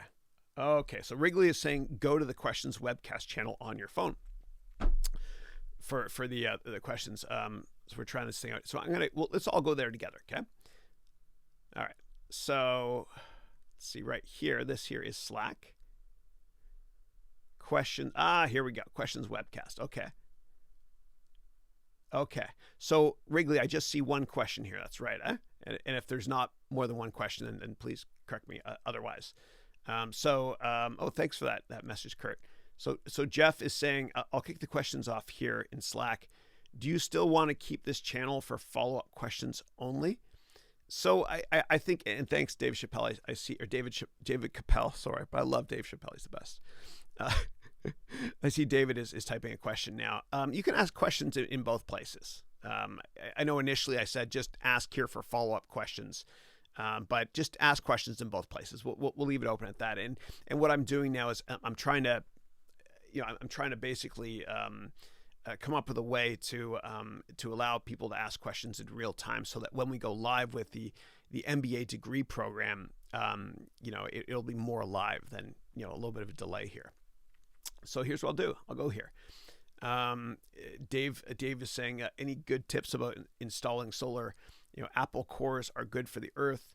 I toss all the bits I can through my window, hoping one day it'll grow somewhere. I agree. And by the way, somebody told me, a biohacker told me that make sure with the seeds, if you're juicing, don't make sure you throw the seeds out, because there's trace elements of cyanide in seeds as well. Yeah. So, and in terms of solar, I did my research on it, and every country is different. And the only reason solar is viable, economically speaking, in many countries is because of government subsidies. And so what I did was, you can do one of three things usually with solar panels. You can buy them, you can rent them, or you can lease them. Okay. Don't buy them. Okay. Because what happens is these things only last 20 years. They depreciate 5% every year. In 20 years, they're done. Either rent them or lease them. Okay. And that's what I did. And one of the reasons I also did that, I used a company called Sungevity, is because I thought, you know what? There's a good chance that if governments lift their subsidies, Sungevity will go bankrupt. I knew that going in. So I leased them. And lo and behold, Sungevity went bankrupt. And they're not coming to my house to take them off. They can if they want to, but they don't have any money. So they're mine now. So anyway, that's don't buy them. You can rent them or lease them. That's what I humbly suggest. And there's a lot of tax incentives to doing this as well. All right. Any tips for this 180-degree change? I just separated on amicable terms from my 4-year hedge fund startup. My goal, help IT disruptive web startups in the way Peter Thiel would put it, from 0 to 1. Yeah. So, and I know what you're talking about. That's Peter Thiel's book, from 0 to 1. And Peter Thiel runs a big venture capital firm called Founders Fund, because he believes in investing in founders. He was the first investor in Facebook too, and the co-founder of PayPal. So you're gonna have to be a little bit more specific, please. I know a lot about web startups and software companies. I've invested in a ton of them, public and private. But just give me a little bit more color, and I'll humbly try to answer your question. Thanks. All right, and then thank you. Somebody said the new desk setting looks great. Thank you. It's lit. My kids say that too. It's lit. They also say it's lit like Dubai. I don't know if that's a saying, but they say that. All right. So, and Mary's saying, Chris, how do you keep getting new students for your courses on Udemy, or is it natural, like how I followed you? I think if you make a good product and you add a lot of value, then things will work out. I think that a company is only as good as its customer service, and that customer service is in alignment with revenue. longer term. And so I try to add as much value as I possibly can through customer service with my customers, you, my students. The student is the customer. So if you add a lot of value, it's kind of like Field of Dreams, that movie with Kevin Costner. If you build it, they will come. All right.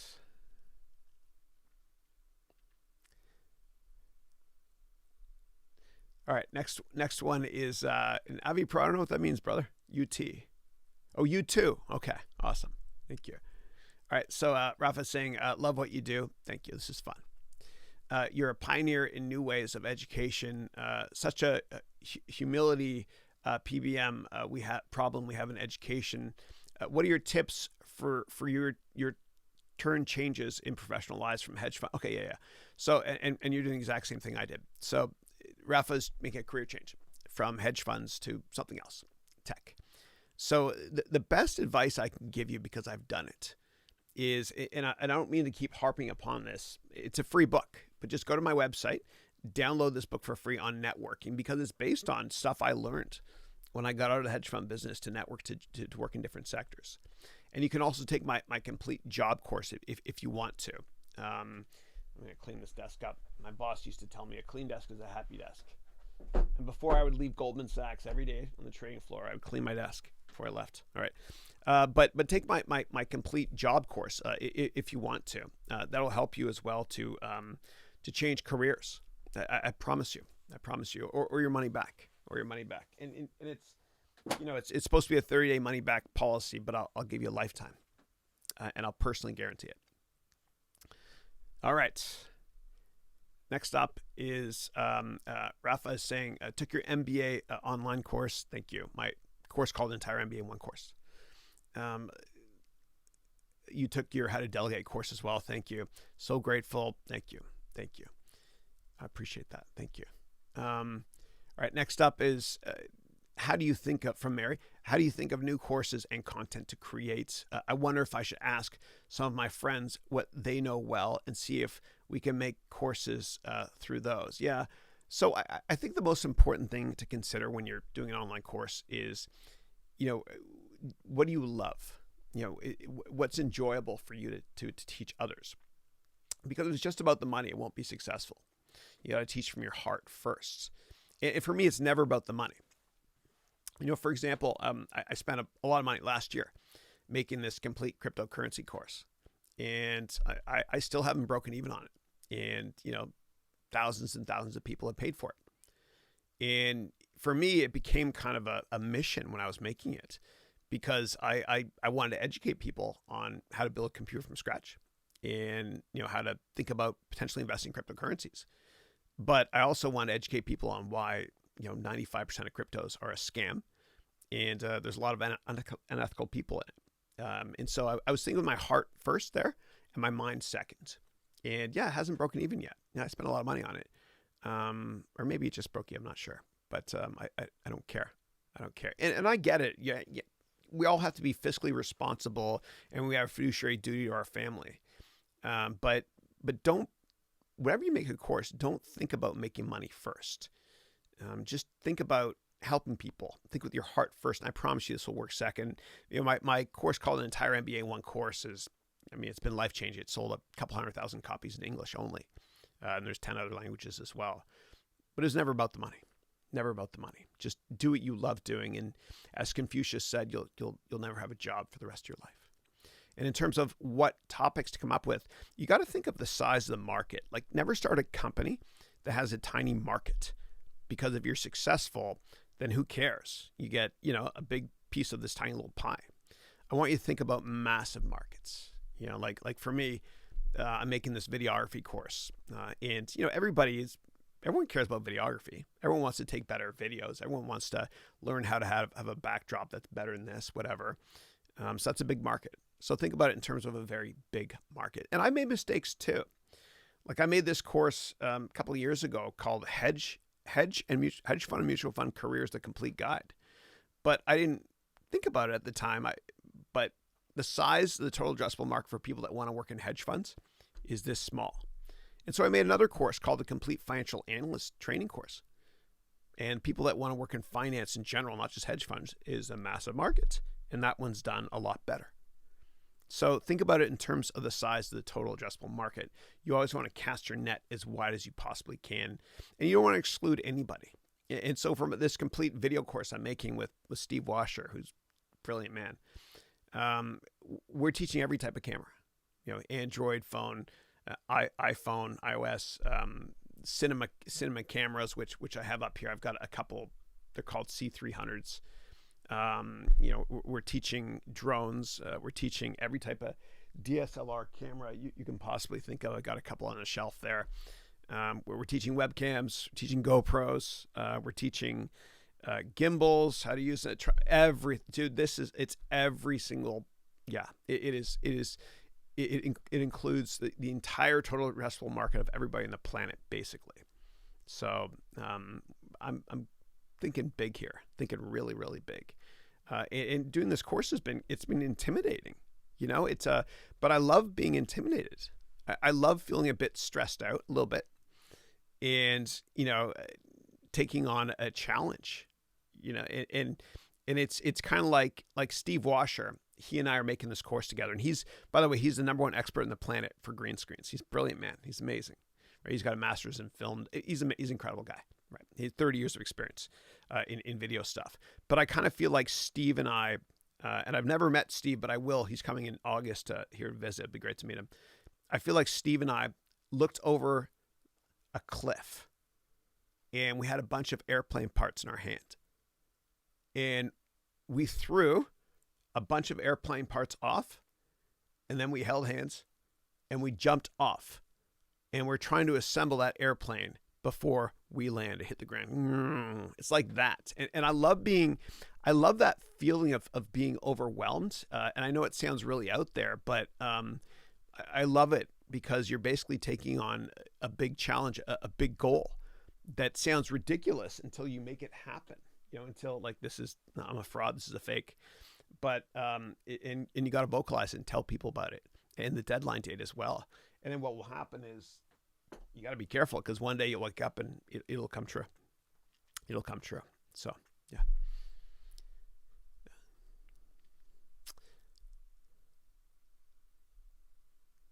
All right. Give me 1 second, guys. I'm so sorry. And Dave Capel is writing in Slack here saying, I love Dave Chappelle, my bro. I love that. I saw him at the Google Amphitheater here in Mountain View a couple of years ago, and I had tears rolling down my face. I was laughing so hard. That guy's gifted. But the brilliance of Dave Chappelle and Dave Capel is the delivery. I mean, Maya Angelou once said that people might not remember what you said, but they'll never forget the way you made them feel. And so delivery is really, really important. And Dave Chappelle has mastered that as well. All right. Give me 1 second, guys. Okay, hold on a second. All right, and I've got to go in 15 minutes. I apologize. Fuck it. No, we'll do another hour. We'll go to 11, okay? We're flying out, but yeah, screw it. We'll go until 11. Let me set my alarm. That's 1 more hour. So instead of ending 15 minutes, we're going to end in an hour and 15 minutes. 1 second. Set an alarm for 11 a.m. Okay, I turned it on. Okay, great. All right, great. I see there's a bunch of questions here. I don't want to leave anyone hanging here. Okay, so give me 1 second. Let me do one little housekeeping thing, and then we'll continue.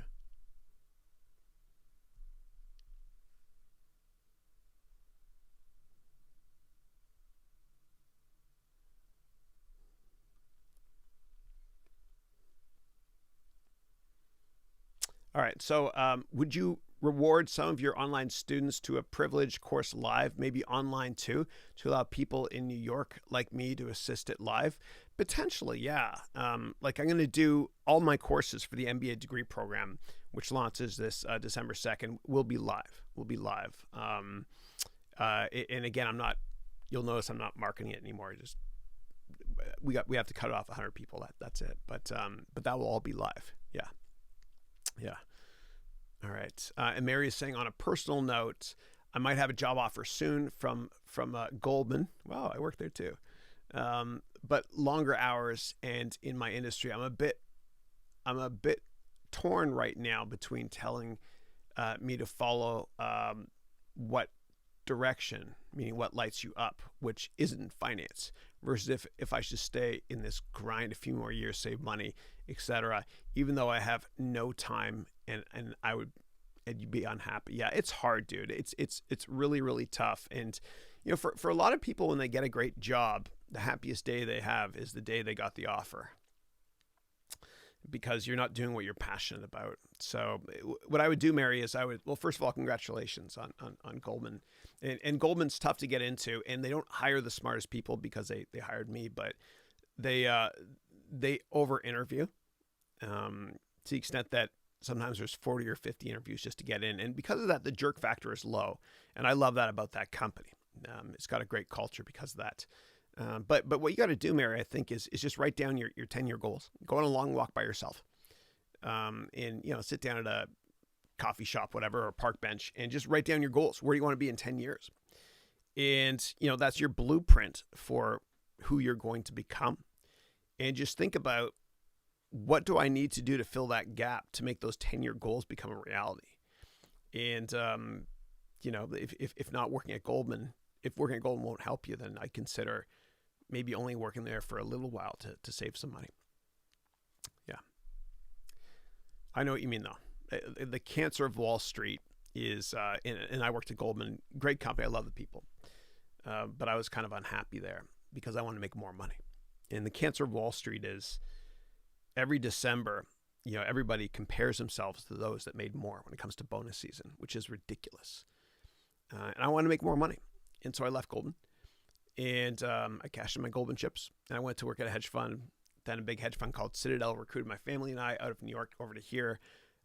Glad I did it because I'm happy here. My kids have good public schools. But I wasn't happy. I was even more unhappy. And then I did venture capital, and I guess I was more happy, but still something was missing. There's something rotting in my stomach. Like, that's a little graphic, but the first time you get dumped, or you break up with somebody or whatever it is, that rotting feeling you get inside, and it doesn't go away until you date somebody else. And that rotting feeling you only feel the first time you get dumped or whatever, never comes back. That's the feeling I had in the pit of my stomach for years when I worked for other people. And the weight of the world was lifted off my shoulders once I started doing what I love, which is teaching. And I can make more money working in venture capital and the hedge fund industry. And I get calls, a lot of calls. And people think I'm crazy. I don't care what people think. I just want to do what I'm most passionate about in life. And I've never been happy. I've never been happier. I've never spoken gooder. Okay. All right, next up is, do you think Facebook, LinkedIn, Twitter are going to innovate? So I think that Facebook is going to be more innovative than LinkedIn and Twitter. Twitter's kind of lost its way. Jack Dorsey, who's the founder, he was kind of doing that in Square, another startup at the same time. So he kind of lost a bit of focus. Brilliant man, though. Brilliant man. And then I don't think Twitter's a great platform, but I don't think Twitter's done anything kind of groundbreaking or innovative in at least 5 years. Now, when it comes to LinkedIn, Microsoft bought them, and innovation usually dies when the founders of a company all leave. I don't know. I think Outlook will be a formidable platform longer term, only because of LinkedIn integration. I hope they tie in LinkedIn more so into Outlook. But I haven't seen LinkedIn do anything innovative since Microsoft bought them. And then when it comes to Facebook, Zuckerberg is still running the show, the founder. And so I always believe, and you can go to, if you want, go to venturebeat.com, which is the number one source for venture capital articles. And I wrote a couple articles there, search for my name. And you'll see that I wrote that when a founder leaves a company, the company goes into secular decline. And so, Zuckerberg is still there. I question the ethics of Facebook. I always have. I've never trusted them. And I'll never even consider entertaining using their cryptocurrency. I just don't trust that company. I have friends that work there. I trust them, but I don't trust the company as a whole. But I do think that Facebook will be more innovative than the other two you mentioned there because Zuckerberg is still there. He's a brilliant man. And I think he means well. It's just the problem is that they're monetizing their business model is all predicated on completely understanding everything, even throwing privacy out the window from all their users. I barely post anymore. I never do. I never do anymore. Yeah. But I think Facebook will stay very innovative. And, Facebook is good at acquisitions too. I think they're better than anybody else in tech because when they buy a company, they don't try to, assimilate like the Borg in Star Trek. You will be assimilated. What they do is they let that company continue to run on its own. And that's what they've done with Instagram. A lot of people don't even realize that Instagram is owned by Facebook. And Facebook has left Instagram completely alone to do whatever they want to do. So he kind of gets it. And I think that from an innovation perspective, with Oculus, and I know, Facebook bought a big part of that. I think that Zuckerberg gets it, that longer term social media is going to be virtual reality based. We don't know exactly how yet, but that's a platform that's going to make a lot of sense in the future. I think the one element that Facebook is missing is voice. I think that the operating system of today is voice, with SIRI, as well as Alexa in Microsoft's trying with Cortana, sort of. Yeah, I think Facebook's got to do something with voice. And they're kind of doing, I guess, with Messenger, the messaging app, whatever, which is annoying. It makes you download it if you want to just check one message. It's idiotic. But I think Facebook will continue to innovate, at least until... Okay, yeah. So Wrigley is saying if there's any lingering questions at the end, I can save them and you can answer them in 2 weeks. That's a good idea, Wrigley. We'll do that. Yeah. So Wrigley, great idea. So just copy them and send them to me when we do our next call. Thanks, buddy. Appreciate that. All right, cool. All right. Next up is Mary is saying, and if not taking this route, meaning the job at Goldman Sachs that you just got offered, then it does make sense for you to think to get a more 9-to-5 job with more time for me to think, take courses, build a side hustle. So you got to think also, Mary, is this going to help you career-wise too? Like if, and I don't know what your 10-year goals are, Mary, but if your 10-year goals are to start your own company and raise a lot of money, if you think that working at Goldman a little bit would help you from a credibility perspective to raise money, then maybe consider doing it. But I'd have to understand what your 10-year goals are first in order to offer my humble thoughts on that. All right, Abdul is saying, hi, Chris. I follow your videos regularly. You're an awesome mentor. Thank you. Thank you very much. And my students inspire me so much. This is fun. Thanks. All right. Rafa is saying, we have a humility problem rooted in our education system. Yeah, what's problematic about education is, and I love teachers because they think with their heart first and they don't do it for the money. And they serve, just as important of a component to society as doctors do, so to speak. But I think one of the problems with education is that the teacher doesn't see the student as the customer. If you think about it, it's this bizarre relationship, even when you're older, like in university and stuff. The teacher, their salary is being paid by you, the student, okay? And they don't treat you like you're the customer. And I don't think I can come up with any other business like that, any other successful business model. And so I think that if teachers are more customer service focused, then that would solve the humility problem completely that you mentioned there. I think the world would be a better place as well. I think education, and for those of you curious about my thoughts on education and tech, I did this TEDx talk a couple of years ago, and I called it How TEA can solve every problem in the world. TEA stands for Technology, Education, and Acceptance. And I believe that it only takes one or two people to stand up and teach within from where they live in the world to change the world, like Malala, for example. Anyway, check out my TEDx talk if you want. Just search for it online or go to my YouTube page and you'll see it there and all my humble thoughts on the future of education. I also did a speech in Brazil, and just go to my YouTube channel and you'll see it. It's a 30-minute speech I gave to I think the largest venture capital organization in Sao Paulo last year on how I think education will solve every problem in the world. And I just gave that speech again last week to the COO of Kraft and a bunch of other people here. All right. Next, we have Abdul is saying, Chris, can you please explain the Deutsche Bank case? What were the sequence of events which led to Deutsche Bank incurring huge losses? I don't know the exact case you're referring to, but what usually happens when an investment bank with a big trading operation like a Deutsche Bank or UBS, when they lose a ton of money, it's because of the fat finger problem. And what that means is fat finger is somebody pushing on an extra zero by accident because they have a bigger finger, so to speak. It's just a saying. And that causes the firm to lose a lot of money. The inverse of that, Mary, you'll chuckle at this, as well as Abdul and anybody that works in financial services. But the inverse of that is if somebody makes a mistake and makes the firm just an outsized amount of money, they become managing director. So it's usually internal controls that are the issues. And I don't mean to stereotype, but I'm going to a bit with Deutsche Bank. Deutsche Bank pays more, much more, than most Wall Street firms. And so what happens is later on in your career on Wall Street, a lot of people kind of say, you know what, I just want to do 2 more years and make money and then retire. So I'm going to go to Deutsche Bank.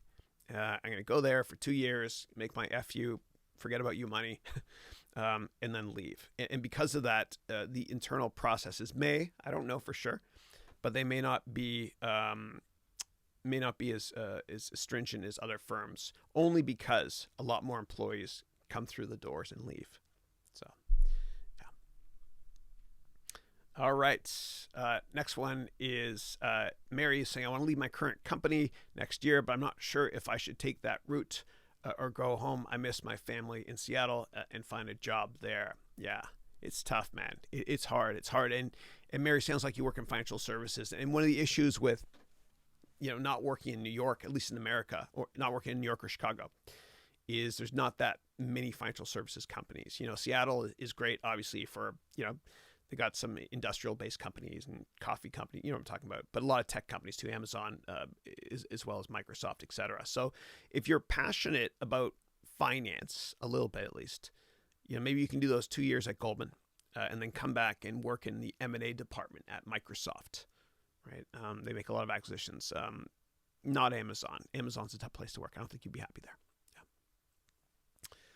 All right. Next one is from Talk with Charles. Hey, Talk with Charles. Charles is saying, what do you think about starting an online publishing website company?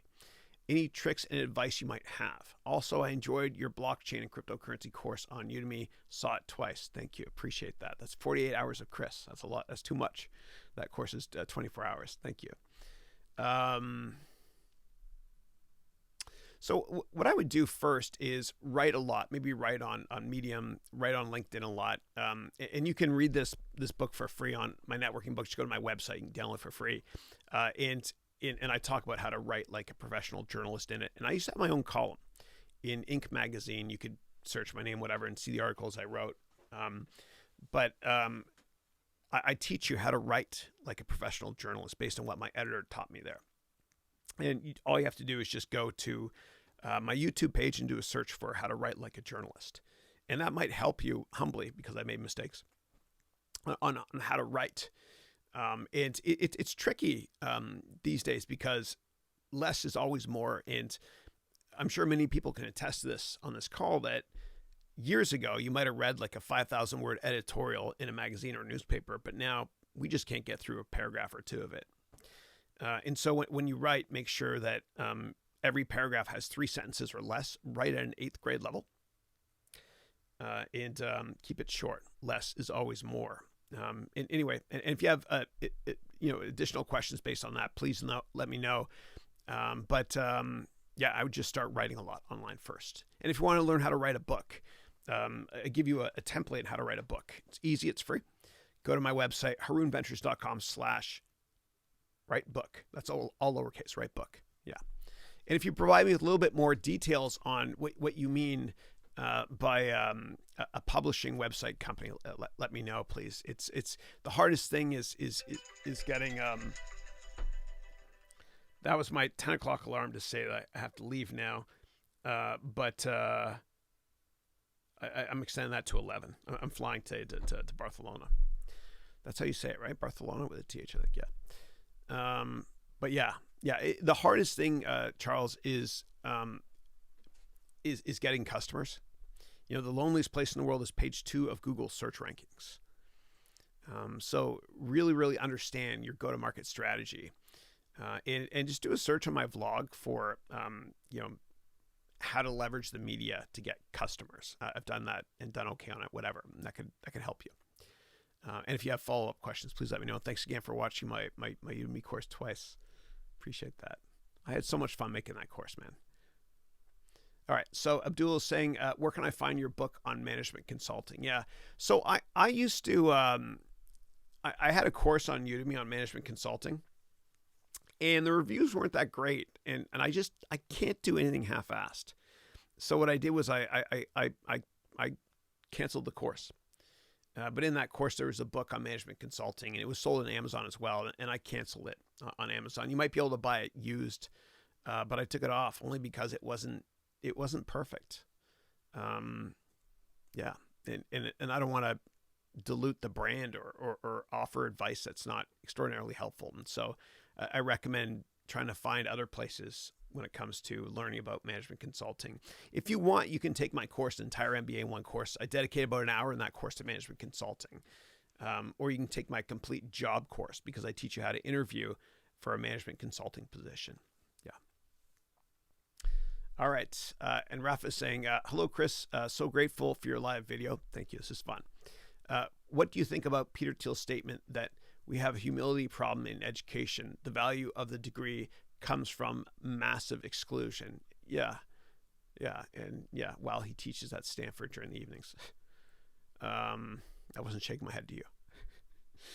So Peter Thiel is, he's right. He is right. He is right. But what he's doing is he's paying, it's controversial, but he has been paying high school students to drop out, and he gives them $100,000 to start their own company.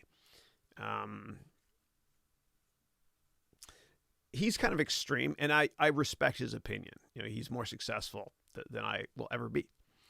But I get it. He's saying elitism. I agree with that a bit too. Like if I meet with somebody and they somehow let it slip in and they went to Harvard Business School, I was like, dude, I don't give a shit.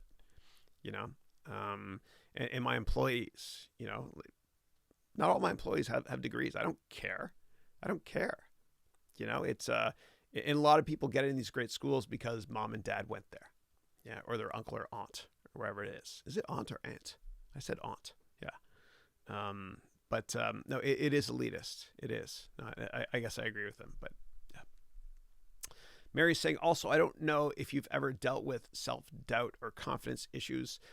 Oh yeah, I have. I feel like I'm not very good at my job, though I try hard, as it's taking a hit on my confidence. People reprimand me for not being careful enough, though perfection is a high standard. I feel personally, there's a level of attention to detail that's hard to achieve for me.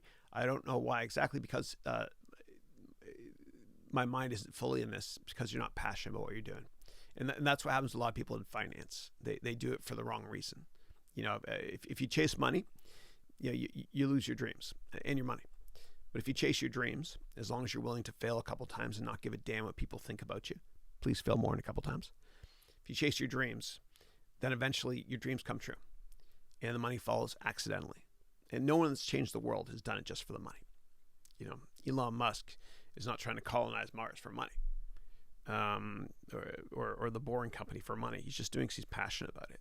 So you got to think with this first and this second. And you also got to not give a damn what anybody thinks of you. And if you don't care what anybody thinks of you, then you won't have confidence problems at all.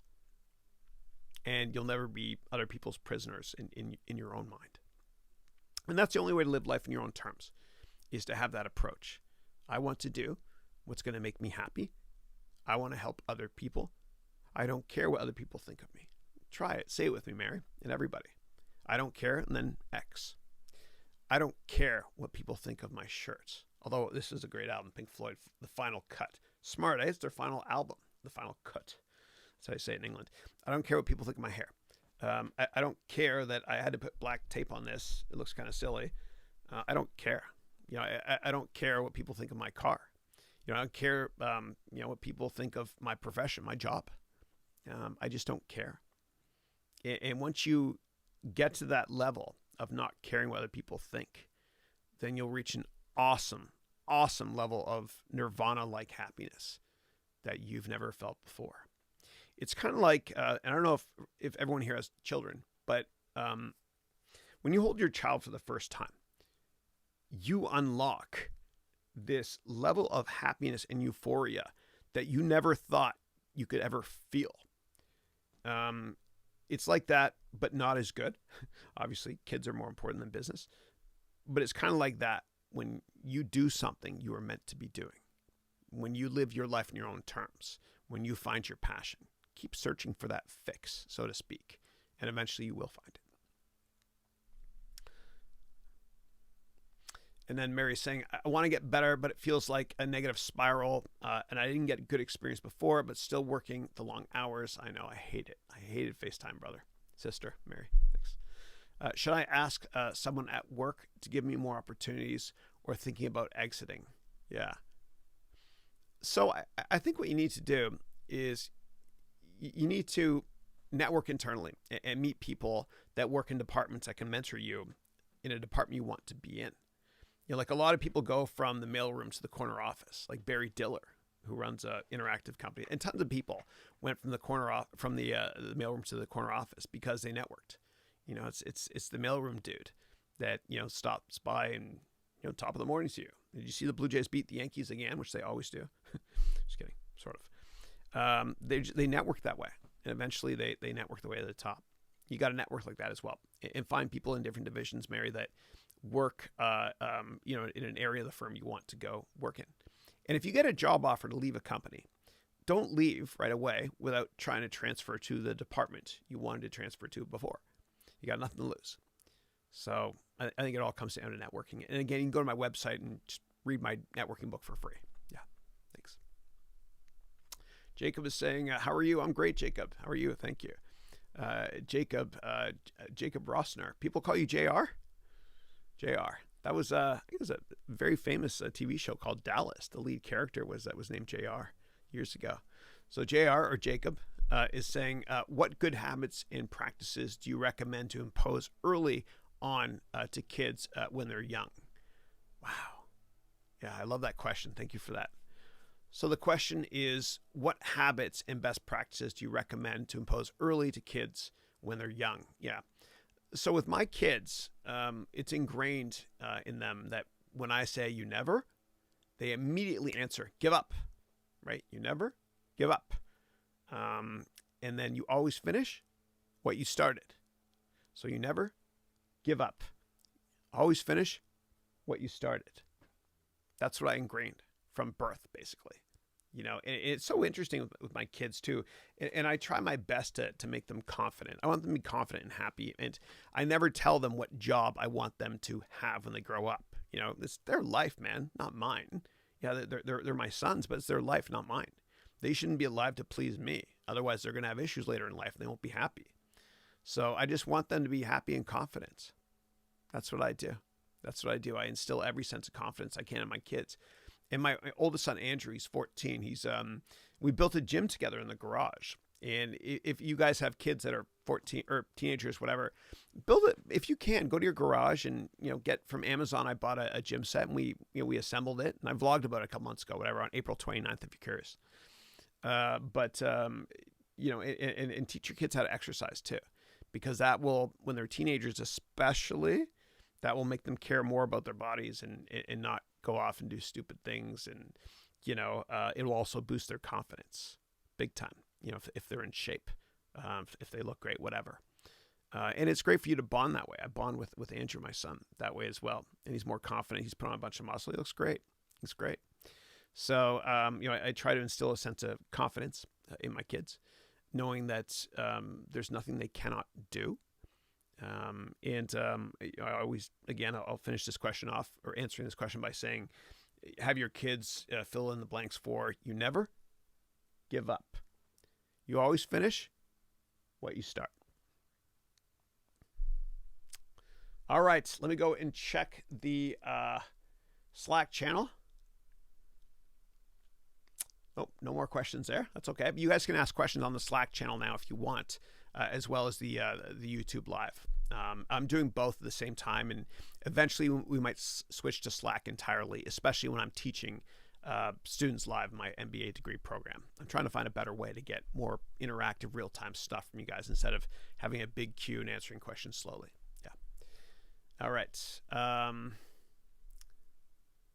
Ali Pro is saying, I just love PF and Pink Floyd, and one of the best cover bands is P Floyd, and they are from Sweden. Awesome, that's where you're from. I love it. I love it. Pink Floyd is actually those were two jazz musicians, Mr. Pink, Mr. Floyd, and you'll notice if you ever listen to the blues, they repeat, like, which influenced Jim Morrison and the Doors a lot, but they repeat the first line of a song always. And the reason they do that is because when they used to sing in bars, they'd say the first line of the music, and people weren't paying attention, and then the music, and then basically people would stop talking, and they'd hear the same first line again. You'll see that a lot with the blues. It's cool. All right, and Mary's saying, a bit random, but what are your thoughts on all the positive thinking, art of magnetism, etc., manifestation stuff? Feels like it's getting said a lot. Suckers for people feeling down like me. No. I think, Mary, I think perception becomes reality. I think, therefore, I am. And it's Picasso, and I'm going to Picasso's museum in Barcelona in 2 days. But Picasso said, everything you can imagine is real. I believe in positivity. I really, really do. And I think you should cut everybody off in your life that's negative or brings you down. When I was younger, it was like 5 or 10 strikes and you're out. But now it's 1 strike, and with people that bring me down or bring other people down. And whenever you hear somebody backstabbing somebody to you, don't trust that person. They're probably backstabbing you as well. So just cut off all negative people in your life that bring you down, and you'll be happier and much more successful. Yeah. But I think having a positive attitude is incredibly important. I've never hired anybody with a negative attitude. Yeah. All right. And Kartik is saying, if I buy Udemy courses after applying for the MBA course, will I get a discount, or do I have to buy it before applying to the MBA? So I'm always very generous, and I always err on the side of giving more to you and less to me. But basically all you have to do is just complete the course and send in the certificate of completion. Then you get the discount. But that's how it works. Yeah. And if there's one-offs, we can always talk offline and, after we go live with the MBA degree program. And again, I'm very generous. Yeah. And if anybody wants a scholarship, because I don't want to exclude anyone, it's not fair. Don't tell me until you get accepted. Then ask me, okay? Because I don't want people to say, "Oh my God, I got accepted," or I didn't get accepted because I asked for a scholarship. That sort of thing. Just you know what I'm getting at. You know what I'm getting at. Yeah. Yeah. All right.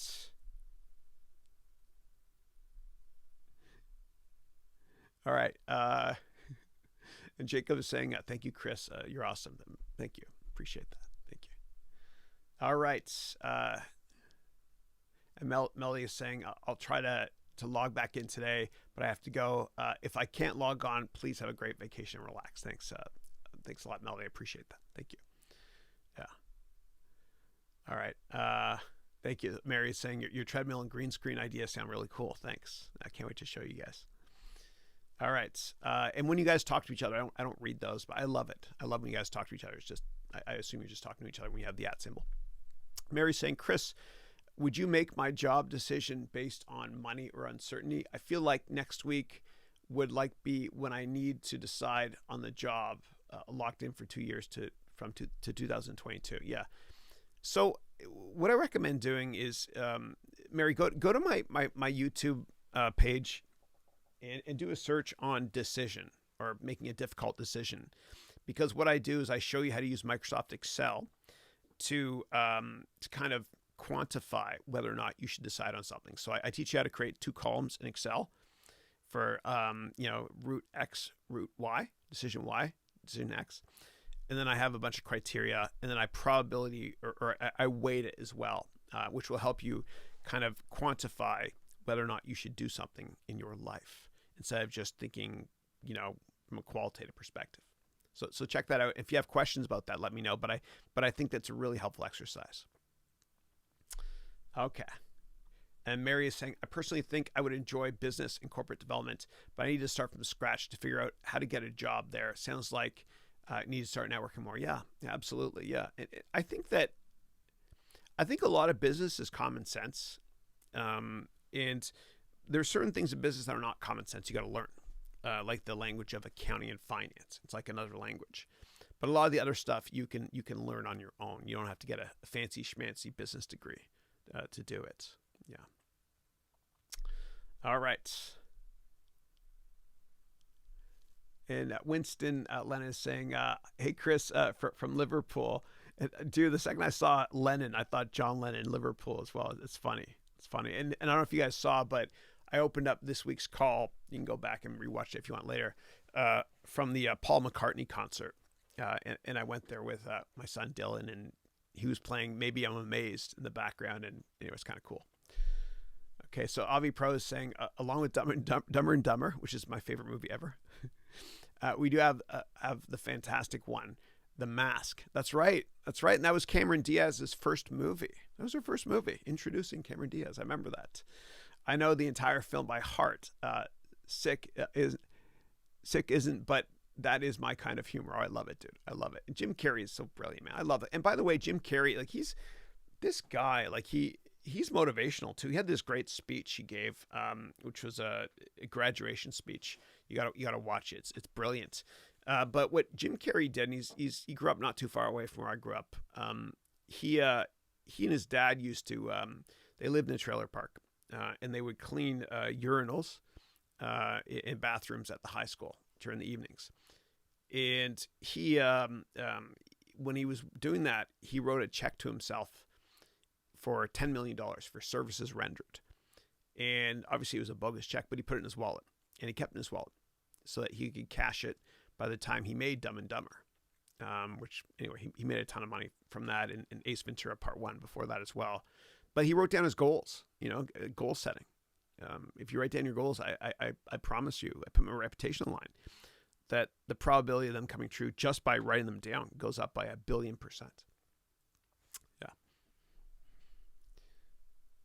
Okay, and Rafa's saying, love that you answer about tips to make a U-turn in your career. Sending a ton of love. Thank you. God bless you. Appreciate it. All right, Mary's saying, Chris, do you ever get afraid of starting something because it's so saturated, like drop shipping or life coaching, etc.? Yeah, I mean, like take my complete business plan course. And I'm not doing it for the money. I don't care. Like you can even just take it and then get a refund within 30 days, or after 30 days even. But in that course, I talk about assessing the marketplace and timing as well. Yeah, I think you should be careful. And I don't want people to start companies where they have inventory. I believe in being a one-person crew, OPC. Yeah, you know me. So I love teaching people how to kind of run their own studio from home and create their own content. And the leverage is amazing. And not being, I'm sorry to swear, but not spending the rest of your life being someone else's bitch, so yeah. But just do what you love as well, and you'll be good at it. I mean, there's a lot of people that, they want to be musicians and they play in a garage band, whatever. And when they do that, they're not thinking, oh my God, there's a million other musicians out there. There's no room for me.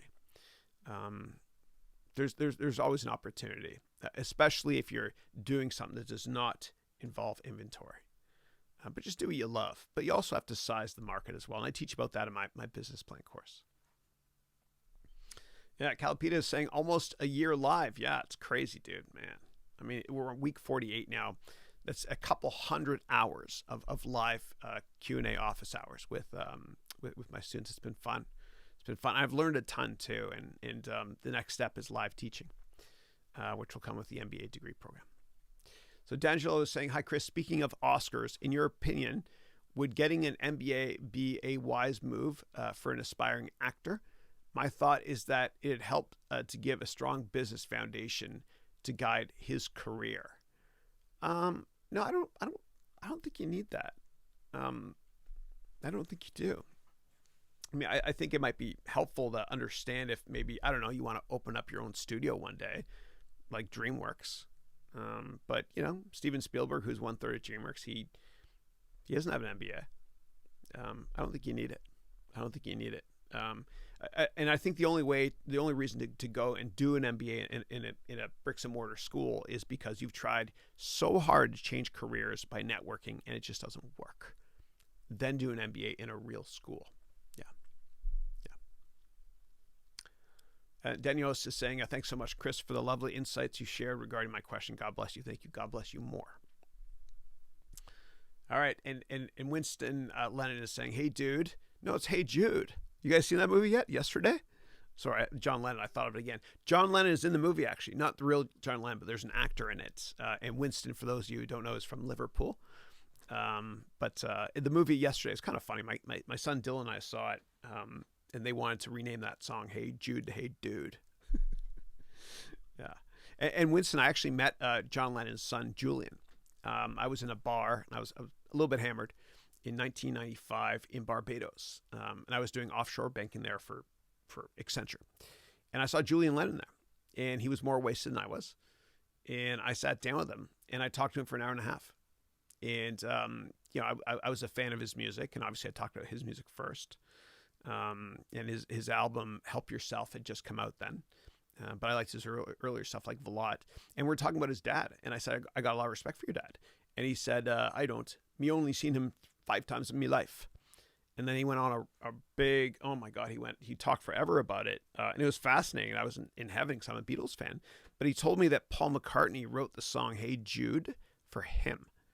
You know, basically saying, you know, when Yoko Ono became his stepmom, you know, don't take it bad, take a sad song and make it better, that sort of thing. So, anyway, kind of interesting. All right, and Winston Lennon is saying, hey, dude, have a great trip next week. Decided to take my blog from hobby to side hustle, if possible. And any tips? Cheers. P.S. Great that you saw McCartney last week. I've seen him and Ringo here. You saw, oh my God, you saw them together in Liverpool. That's awesome. That is awesome. And I love Paul McCartney. I mean, he's amazing. Ringo's great too. I know a lot about the Beatles. I grew up loving it. And what amazes me, and I study them too in business, and I'm part of the MBA degree program is a course on that. And basically, like, they did all their best work, you know, between 1963 and about 1970, right? 7 years.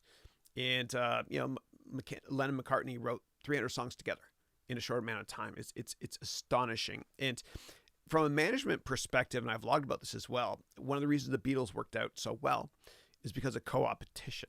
Co-opetition is a good thing. It's good for the consumer. Competition is great for the consumer. But there was co-opetition, meaning cooperation and competition, between John Lennon and Paul McCartney.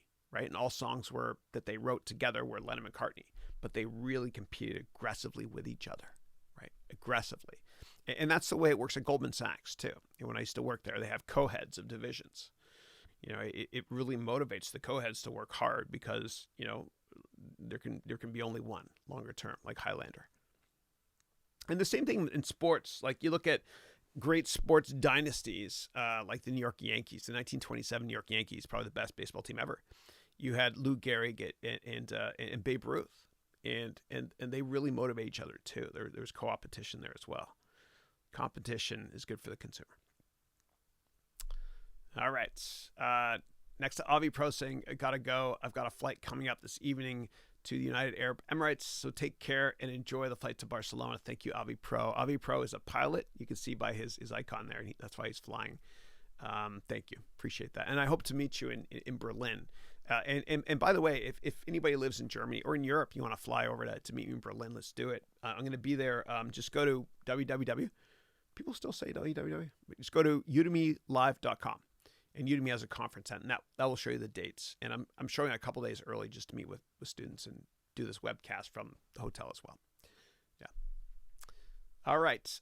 Next up is Chris. Curious, how do you get your course published in different languages? Yeah, that's a great question. So what happens is Udemy automatically does the subtitles in different languages for you. So that's how you do it. But what I did also was I burned into a lot of my courses. Like I made, I think, 11 versions of my entire MBA 1 course in 10 different languages, aside from English, of course. And what I did was I went to a website called rev.com. That's rev.com. It's about I think it's $1 or so a minute or whatever it is to get, or actually it's more than that. I think at the time it was $7 per minute for different languages, which is expensive, but it's worth it. And then what I did was I basically took the entire text file they gave me, and I'm nerding out here, but I mapped it in Microsoft Excel with commas for comma separated value CSV file. And then I imported that into Final Cut Pro using a plugin called Sugar CRM. And that's how I burned in all the subtitles there. It was expensive, but worth it. It was good return on investment. And also my free courses, I did them all as well. And even if you go to my Udemy page, if you go to my YouTube page, you'll see I have a lot of videos in different languages, like the graduation speech I gave at San Francisco State a couple of years ago. I translated that into 10 different languages, and I paid for it myself. And the same thing with my TEDx talk. I translated 10 different languages, and I paid for it myself. But I go to rev.com and get it done there. And I love rev.com. It's a great service for a decent price, but I don't use them as much as I used to for one reason, which is I had an issue. It was just a minor issue. And I said, can we, is there anything we can do about this? And they said, well, I don't think you'll find anybody charging a lower price from us. You can go and check if you want. And it kind of rubbed me the wrong way, So anyway, no filter. I know. I get it. All right. Next up is any tips on creating a good website like yours easily? Oh, thank you. So yeah, you just go to squarespace.com and or WordPress, and a lot of times there's templates, right? It's easy to do. It's like using Microsoft Word. It's just plug and play, you're done. It's like wizard-driven technology. It helps. There's tons of templates you can download for free. So I would do that, yeah. And there's nothing complicated about my website. I keep it really, really simplistic. Less is more, and Wrigley's done a great job with it too, adding new features and stuff. But I keep it pretty simplistic. But the key is this: you got to try to make it mobile enabled, because more than 50% of people now access the internet using mobile.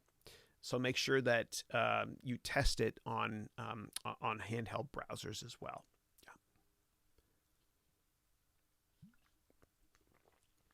Yeah. All right. And Winston, I want to learn more about you, brother. Like tell me, please. Where did you see Ringo and Paul McCartney? Just share a story or something. Thank you. And by the way, for those of you who haven't seen Paul McCartney yet in concert, please see him at some point if you can. It might be the last time. He was amazing, dude. He played for more than 3 hours. When I saw him last week with my son Dylan, and he didn't take a single break. I mean, he sat down to play "Let It Be" and "Hey Jude," or "Hey Dude," but he didn't take a single break. It was amazing. I mean, the guy's like in his 70s. He's an icon and just a wonderful human being as well. All right.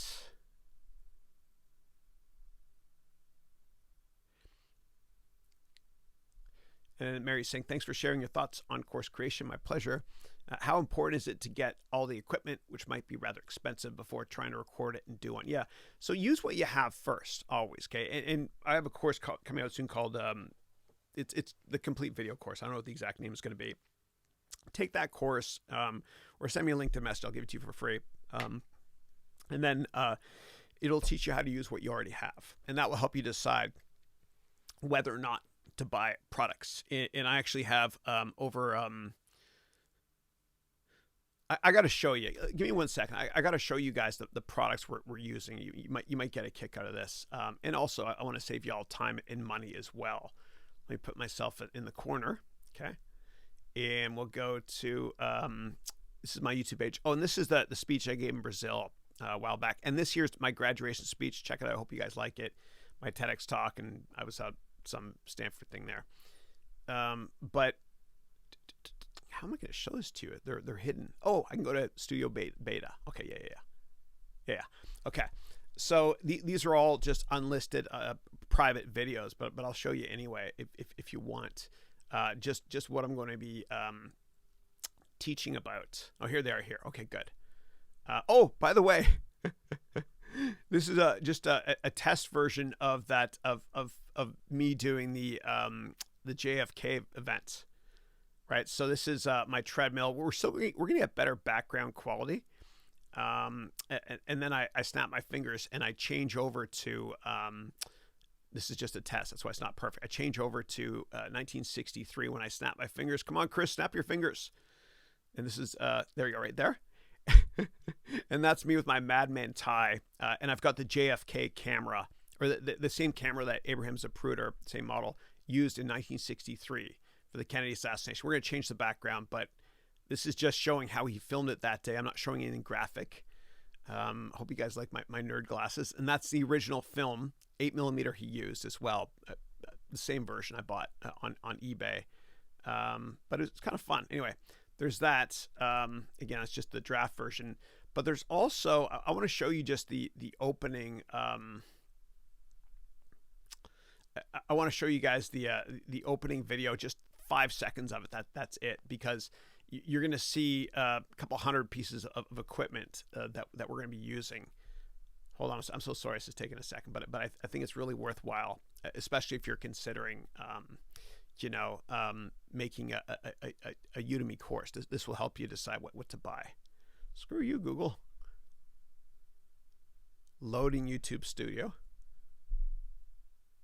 All right, I don't know why it's taking a while. Oh, here it is here. Okay, yeah. So here's the products I'm going to teach you how to use, among many. Let me just get the video. It's lecture 2 and 3.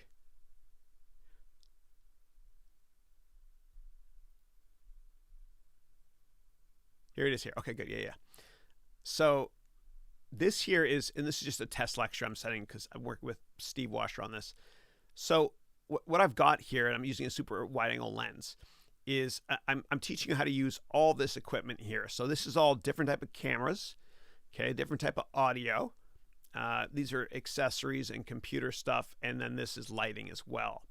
And I'm doing it in such a way so that I'm unboxing all these products, or re-unboxing them, I should say.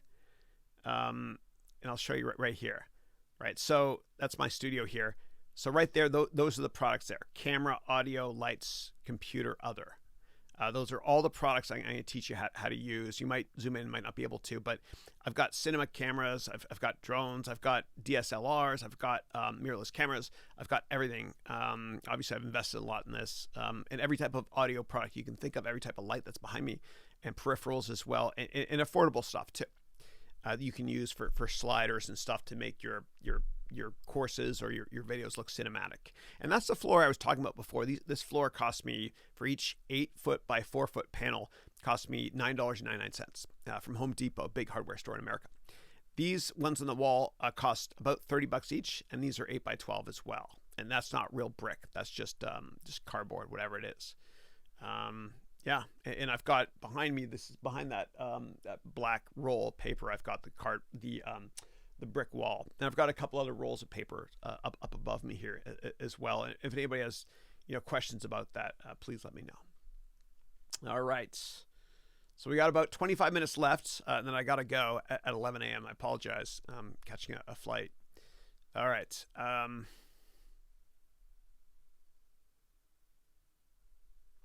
All right, next one is, Chris, I didn't see a link to Slack on your website. How would I connect there? Yeah, so go to harounventures.com/ and then all lowercase Slack, SLACK.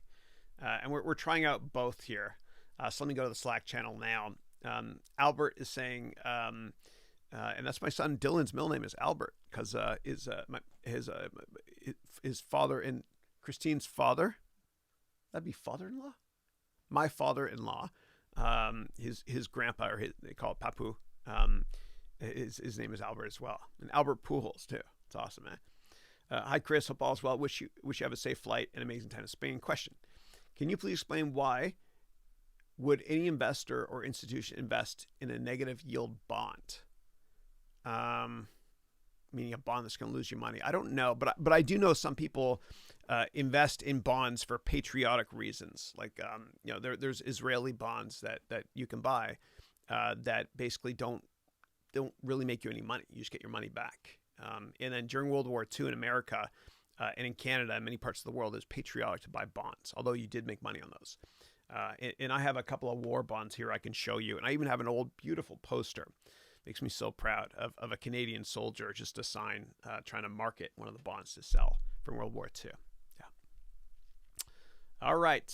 Let's see here. Dave's saying, and thanks, Chris, so much for all your teaching, inspiration, and more. And have a great vacation. Thank you. I appreciate that. Thank you. And I'm really going to try to disconnect. And the kids we're going to Barcelona. They're going to, I've got soccer camp for them during the mornings or football camp, whatever you want to call it. And those will be the only times I'll kind of work. It's so hard for me to detach though, because, I love what I do so much. It's just so fun. I want to empower all of you to find what you're most passionate about as well and turn that into your full-time gig. Yeah. It's not about the money for me. So yeah. All right. But my courses are on sale today. No, just kidding. And for this MBA degree program, I'm going to be losing a lot of money on it. I don't care. The cash cow, so to speak, will be the, it'll be my Udemy courses and other places I sell my courses online. It'll finance it and my employees. But I just want to make it different. I want to help if I can. All right. Next up is and if I missed questions, let me know. Rafa is saying a safe flight and have a vacation. Grateful for all you're doing. And a bunch of hashtags. Thank you. From 0 to 1. Appreciate that. And I remember when I wrote my book, and you guys should read this if you want. Do the Audible version. It's cheaper. And it's easier to read audio books. But I'll show you here. So I wrote this book called 101 Crucial Lessons They Don't Teach You in Business School. And it's based on meetings I've had with over 100 people when I was successful in business. I always asked them for advice on what made them successful. And when I wrote it, I'm humbled to say that Forbes magazine called this one of 6 books every entrepreneur needs to read right now, along with Peter Thiel's book 0 to 1 and 7 Habits of Highly Effective People. It's a really easy read. Each chapter is tiny. Like when I was younger, I loved reading books like James and the Giant Peach by Roald Dahl that had short chapters. Anyway, so check it out if you want. It's been fun. It's been a fun ride. Yeah. And anybody can do it. And the template I use, I provide you with as well to write a book, so you guys can do it as well. If somebody interviewed to work for you and they brought a book they published, you'd be impressed. How badly do you want to get hired? That sort of thing. So I want y'all to do it as well. You go to harounventures.com/all lowercase write book. And you guys can write a book as well using my template. It's easy to do. It's free. And I explain on one page in that download how to get it published on audible.com, meaning acx.com, as well as Kindle and the paper version as well. And Amazon's so brilliant. Like every book you buy of mine or anybody's, whatever, you can find out when it was birthed, right? So this one here was made in San Bernardino, California on the 6th of September, 2017. And every book you buy on Amazon, all the paper ones at least, they haven't been printed yet until you buy them. You can always see when it was birthed. This one was Charleston, South Carolina in 2016. And this one here, now I'm just curious. This one, 2017 as well. And last one, sorry, I got to check.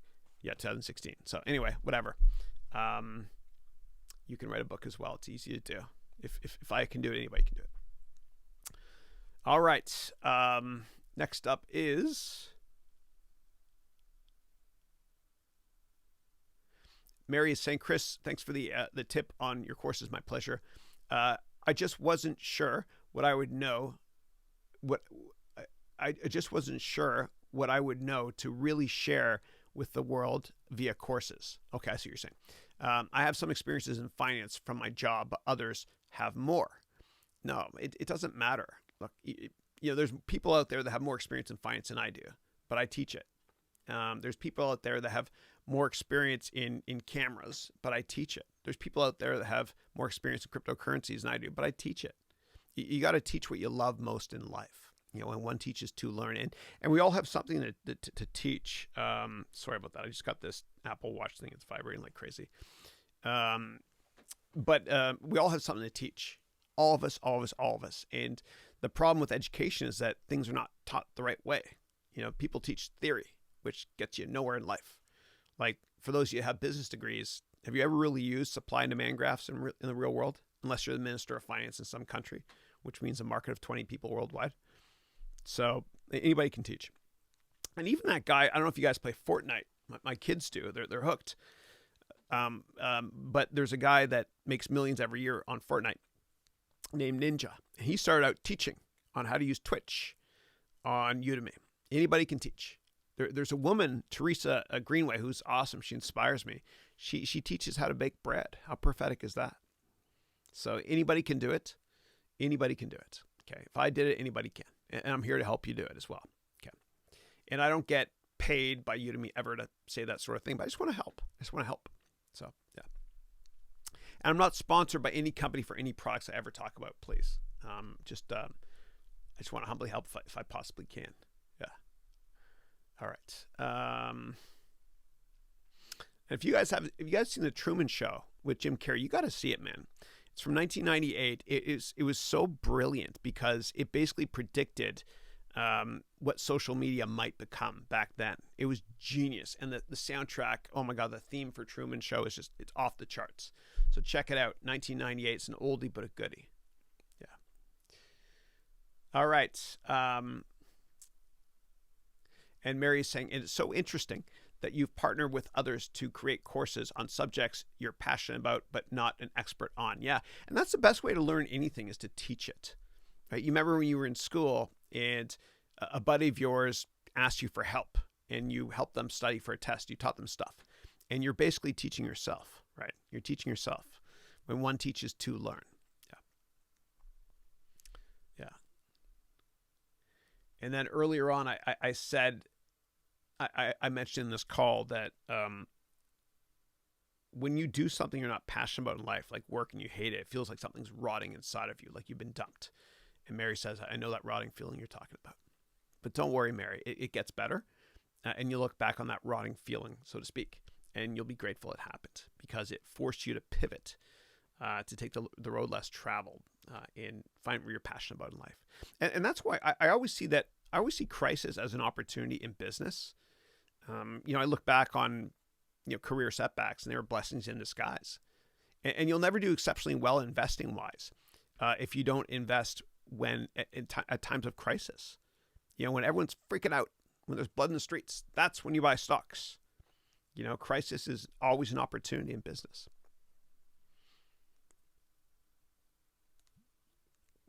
And then Mary is saying, Mary, I think it's your name, right? You mentioned your last name. You mentioned Mary. If I'm wrong, please let me know. And if I ever mispronounce anyone's name, please let me know.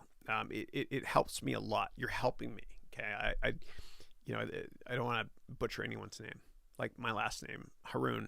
When I was younger, we went out to dinner, and I have two brothers. No, I have one brother and two sisters.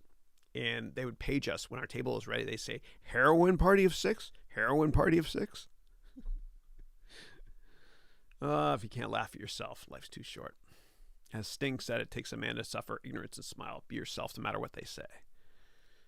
All right. And Mary's saying, Chris, my 10-year goal is more like how I envision my life to be. Also mentioned in my MBA application paragraph. Oh, you applied as well. Thank you. Awesome. Very cool.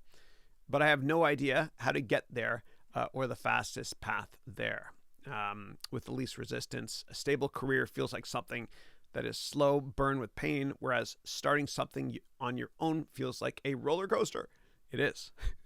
So might go broke later, and I'm young in terms of work experience. Chris, I love what you said about instilling in your kids a sense of confidence, etc. I wish I had that. I'm constantly trying to work on getting self-confidence back, and it's really, really tough. I hear you, and I'm thrilled. I'm tickled pink that you've signed up for my MBA degree program, and I'm going to do whatever it takes to make your career goals come true or your money back. Okay, and I'm going to give you a lifetime guarantee in that as well. That's how confident I am. Yeah. All right. And when it comes to confidence, it just, I think, therefore I am. Whether or not you think you can do it, you're right. Sometimes you're your own biggest enemy in life. It's every battle is won before it's been fought. You just gotta just condition yourself to know that you're the smartest person in the world. And I know that sounds out there, but the homework I have for you this week is just go to YouTube and do a search on Steve Jobs Smarter Than You. It's a 1-minute video that will change your life. Steve Jobs Smarter Than You. All right. Akil's in the house. What up? Akil's saying, sir, please call me Chris. What is the company you use to order prepared food? Is it Blue Apron? No, it's called The Good Kitchen. thegoodkitchen.com. And I'm using them. It's been okay so far. I put it on hold for a couple of weeks as a lot of the food tastes the same a bit. But I found that I'm getting sick less often because of that. I'm altering my diet. My body is adapted to my diet, and I was sick a bunch last year because of it. So I've adapted completely. I'm not getting sick as often. And for those of you who saw my trailers for my course, the complete cryptocurrency course, or any of the ones I did in Prague last year, I had to voice over everything because I lost my voice. I was very sick, but you couldn't tell because I hired a makeup artist, actually the same makeup artist that worked on Desperate Housewives, which is a TV show in America on Wisteria Lane or something. Yes, I watched that with my wife years ago. But the makeup artist for Marsha Cross, I hired her to help out so I didn't look sick. But I had to voice over everything you see me say. Everything. Yeah. But no, I use The Good Kitchen. I think it's been helpful. It's been good. But it's expensive though, man. It's like $13 per meal. But you got to think what's your time worth. Like if you spent 2 hours preparing a meal and you make, I don't know, $30 an hour, then yeah, maybe it makes sense to subscribe to it. And I get the meals in these FedEx boxes with ice around them, whatever, once a week. Yeah. And you can look at the caloric content on the website, thegoodkitchen.com. Again, I'm not affiliated with any company ever. I just want to humbly help if I can. And maybe it's too expensive for where you are right now in your life. I get it. I get it. But also think about it this way. Let's say you have a massive work deadline and it's so crucial in your life, or a school deadline, whatever. So crucial that you nail this deadline. Then you could subscribe to some meal delivery service like that for a week. That's it. And that might help you to save time so you can work smarter, not harder. But I got to be honest. As always, I've got to open up and tell you guys about something that made me feel really guilty. And my family doesn't know about this, but they might know now. My kids take these gummy bear vitamins, and sometimes when no one's looking, I'll open up and I'll take a big handful of them and I'll eat them. If you're a parent and you don't do that, then you're lying. Just kidding. But I do that sometimes, yeah. But they're so good. And they're good for you, right? All right.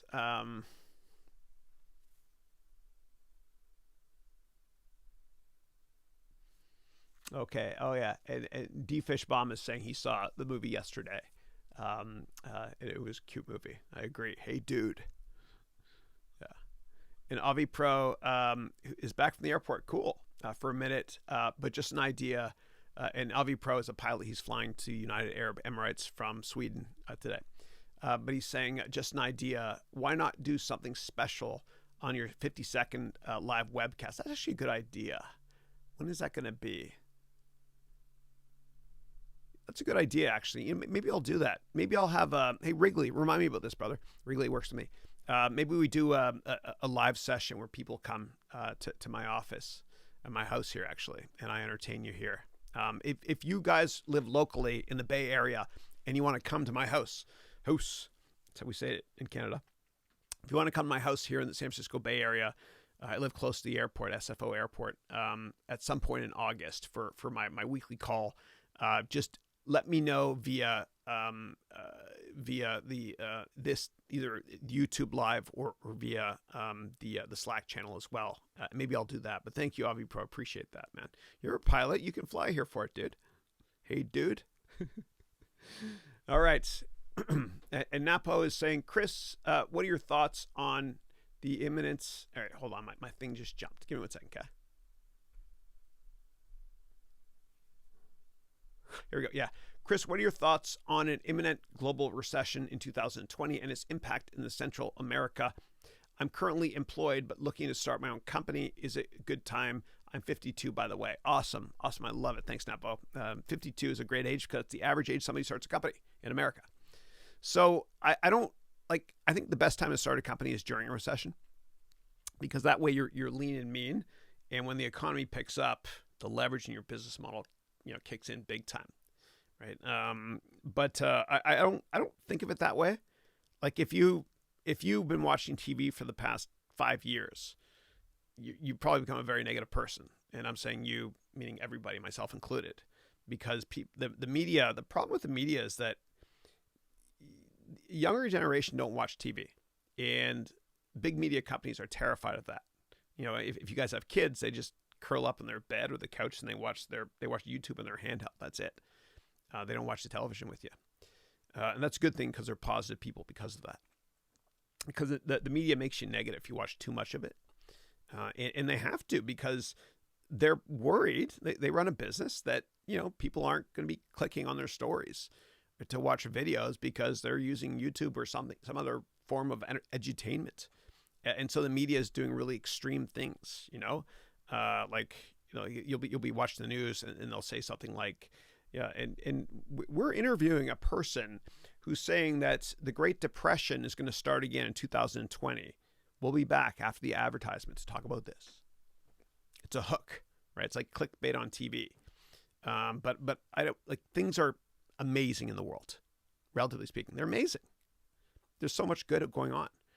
Just tune out the media. And when you buy stocks, don't think about recessions and stuff. Just think long term. I don't want you to be a tourist in a stock or rent it. I want you to be an owner longer term. And think to yourself, I don't know the path, but I know the destination. Yeah. And I think things are great. In terms of 2020, no, I'm positive. Things are good.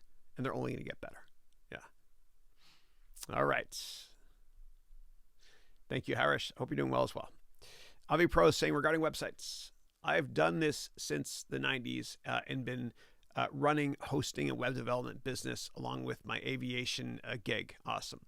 I'm happy to help anyone of your connected, Chris, anyone of people on this call as well. Awesome. Thank you for that, Avi Pro. God bless you for that. So if anybody is thinking about starting a website, content company, or anything website related, consider sending Avi Pro a message here, or you can join the Slack channel and you guys can even take it offline, whatever you want to do. But that's awesome. Thank you. Thank you for that. Very cool.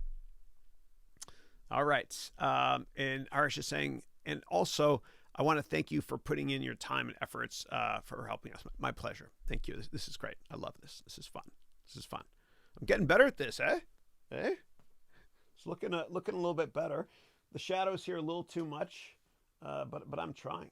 I mean, for years, I was scared to use any microphone other than a Blue Yeti, which is awesome. So anyway, I was scared to use anything but auto mode on cameras. Now I love it. And I want to teach it in a way that's easy and fun for anybody who can do it. Anybody's able to do it. And that's Udemy's, they actually patent, I think they copyrighted trademarked the saying, be able. Yeah. Okay. And then iPro is saying, sorry for my shameless plug here. That's not a shameless plug. You're helping people, man. That's awesome. Awesome. Please do more of that. Thanks. And have a great flight. Thank you as always. All right. And Harish is saying, Chris, how can one improve on writing better journals, reports, and essays? Yeah, great question. So all you have to do is go to my YouTube page. And do a search on how to write like a professional journalist. And in 15 minutes, I'll teach you everything you need to know. All right. And Mary is saying, Chris, do you think you'll eventually move all of your courses off Udemy to your own site? No, never. No.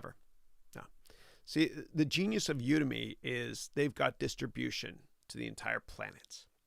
And usually in technology, and I've been investing in tech forever, in technology, one company ends up dominating and everybody else is a rounding error. And so when it comes to online education, Udemy is Google and everyone else is Bing. All right. But Udemy doesn't own your content. Like, they're really cool with it. You can put your content in your own website or anywhere else. Yeah. All right. And the loneliest place in the world is page 2 of Google search rankings. So partnering with Udemy is a good thing. They're awesome. All right. Jose is saying, hi, Chris. I'm thinking about selling my home. And before I do it, are there any great resources I can use to properly educate myself on the process? I mean, you can go, I'm not sure where in the world you're based, but you can go to Zillow.com. That's Zillow.com. And what you can do is find out what the value of houses around you are. Okay. Go to, like what I did, and I over-research everything, is I spent ages networking with real estate people in Burlingame and Hillsborough, where I live. I was selling my house in Burlingame and buying a house in Hillsborough, and I got to know all of them by going to open houses, observing everything about them, and I picked the best one to sell my house and the best one to buy this house by just observing them in how they've done in terms of pitching other houses by going to their open houses as well. So that's what I recommend. And I would also recommend talking to your mom and dad, because they probably, if possible, because they probably bought and sold a ton of houses and they have a lot of experience. And the whole process of a mortgage is really, really, really complicated. It's really complicated. And they don't teach that in business school either. Like when I graduated with an MBA in finance, my buddies and I, we all eventually bought our first apartment in Manhattan. I had to do it in my 30s. And we all had to call up mom and dad and say, how does a mortgage work? Yeah. Plus, they'll be able to recommend good mortgage brokers as well. All right, let me jump over to Slack, see if we have any questions here. All right. Thank you for that, David. And Daniel is saying, set the channel purpose, entrepreneurship and mentorship by Chris Haroun. Oh, I love it. That's a great idea, Daniel. Hey, Wrigley, if you don't mind, Daniel's got a great idea. Let's do that. Entrepreneurship and mentoring by Chris Haroun. I like that. Thank you. It's simple. Less is more. Perfect. Thanks. All right. And if I've missed anybody's question in between, let me know. I'm going to have to wrap it up in 3 minutes. I'm going to go really, really fast here. Sorry. Okay. Any thoughts on mobile homes? And if that's a good investment? Mary's saying, I say no, because you don't own the land underneath it. If you do, then please correct me. But my grandfather used to say, Chrissy, buy land. They're not making it anymore. All right. Oh, John Cleese is in the house. John Cleese from Rochester, New York. And John asked me a couple months ago who my favorite comedians are and my favorite Canadian comedians. And I mentioned, of course, the wonderful Jim Carrey. Yeah. So John Clee is saying, finally here, what's going on? One tip to stand out to job recruiters. Yeah, I'll give you that in a second. So, and we're actually wrapping up the call in 2 minutes because I got to catch a flight. Apologize. But what I would say is,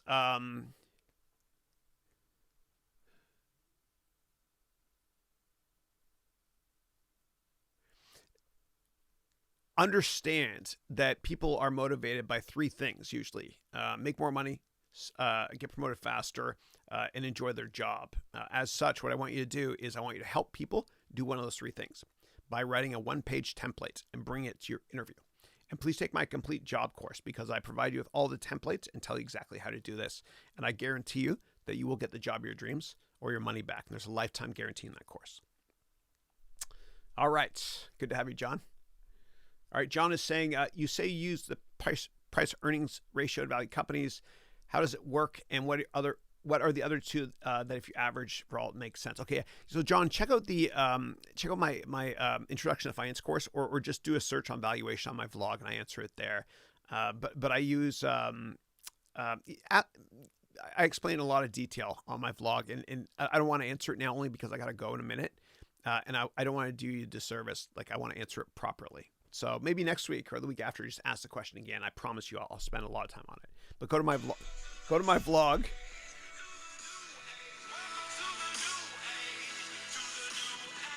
That's the best ringtone ever, eh? All right. So ask me next week. So unfortunately, I can't read the rest of the questions here. I have to wrap it up. I got to jump on a call. Oh, thank you, Wrigley. Wrigley made the change. Appreciate it. I gotta jump actually, sorry, to a flight. And just a reminder, there's not going to be a call on August 1st. Okay. But I gotta hop on a flight, and I'll be doing this call next week from Barcelona. It'll be fun. I'll try and have some sort of dope background as well, if I can. Maybe I'll rent the entire La Rambla street or something. Just kidding. But for those of you that subscribe to my YouTube channel, I will see you mañana. If not, God bless you and have a wonderful weekend. And I will see you next week at 8 a.m. San Francisco time on Thursday. Thank you.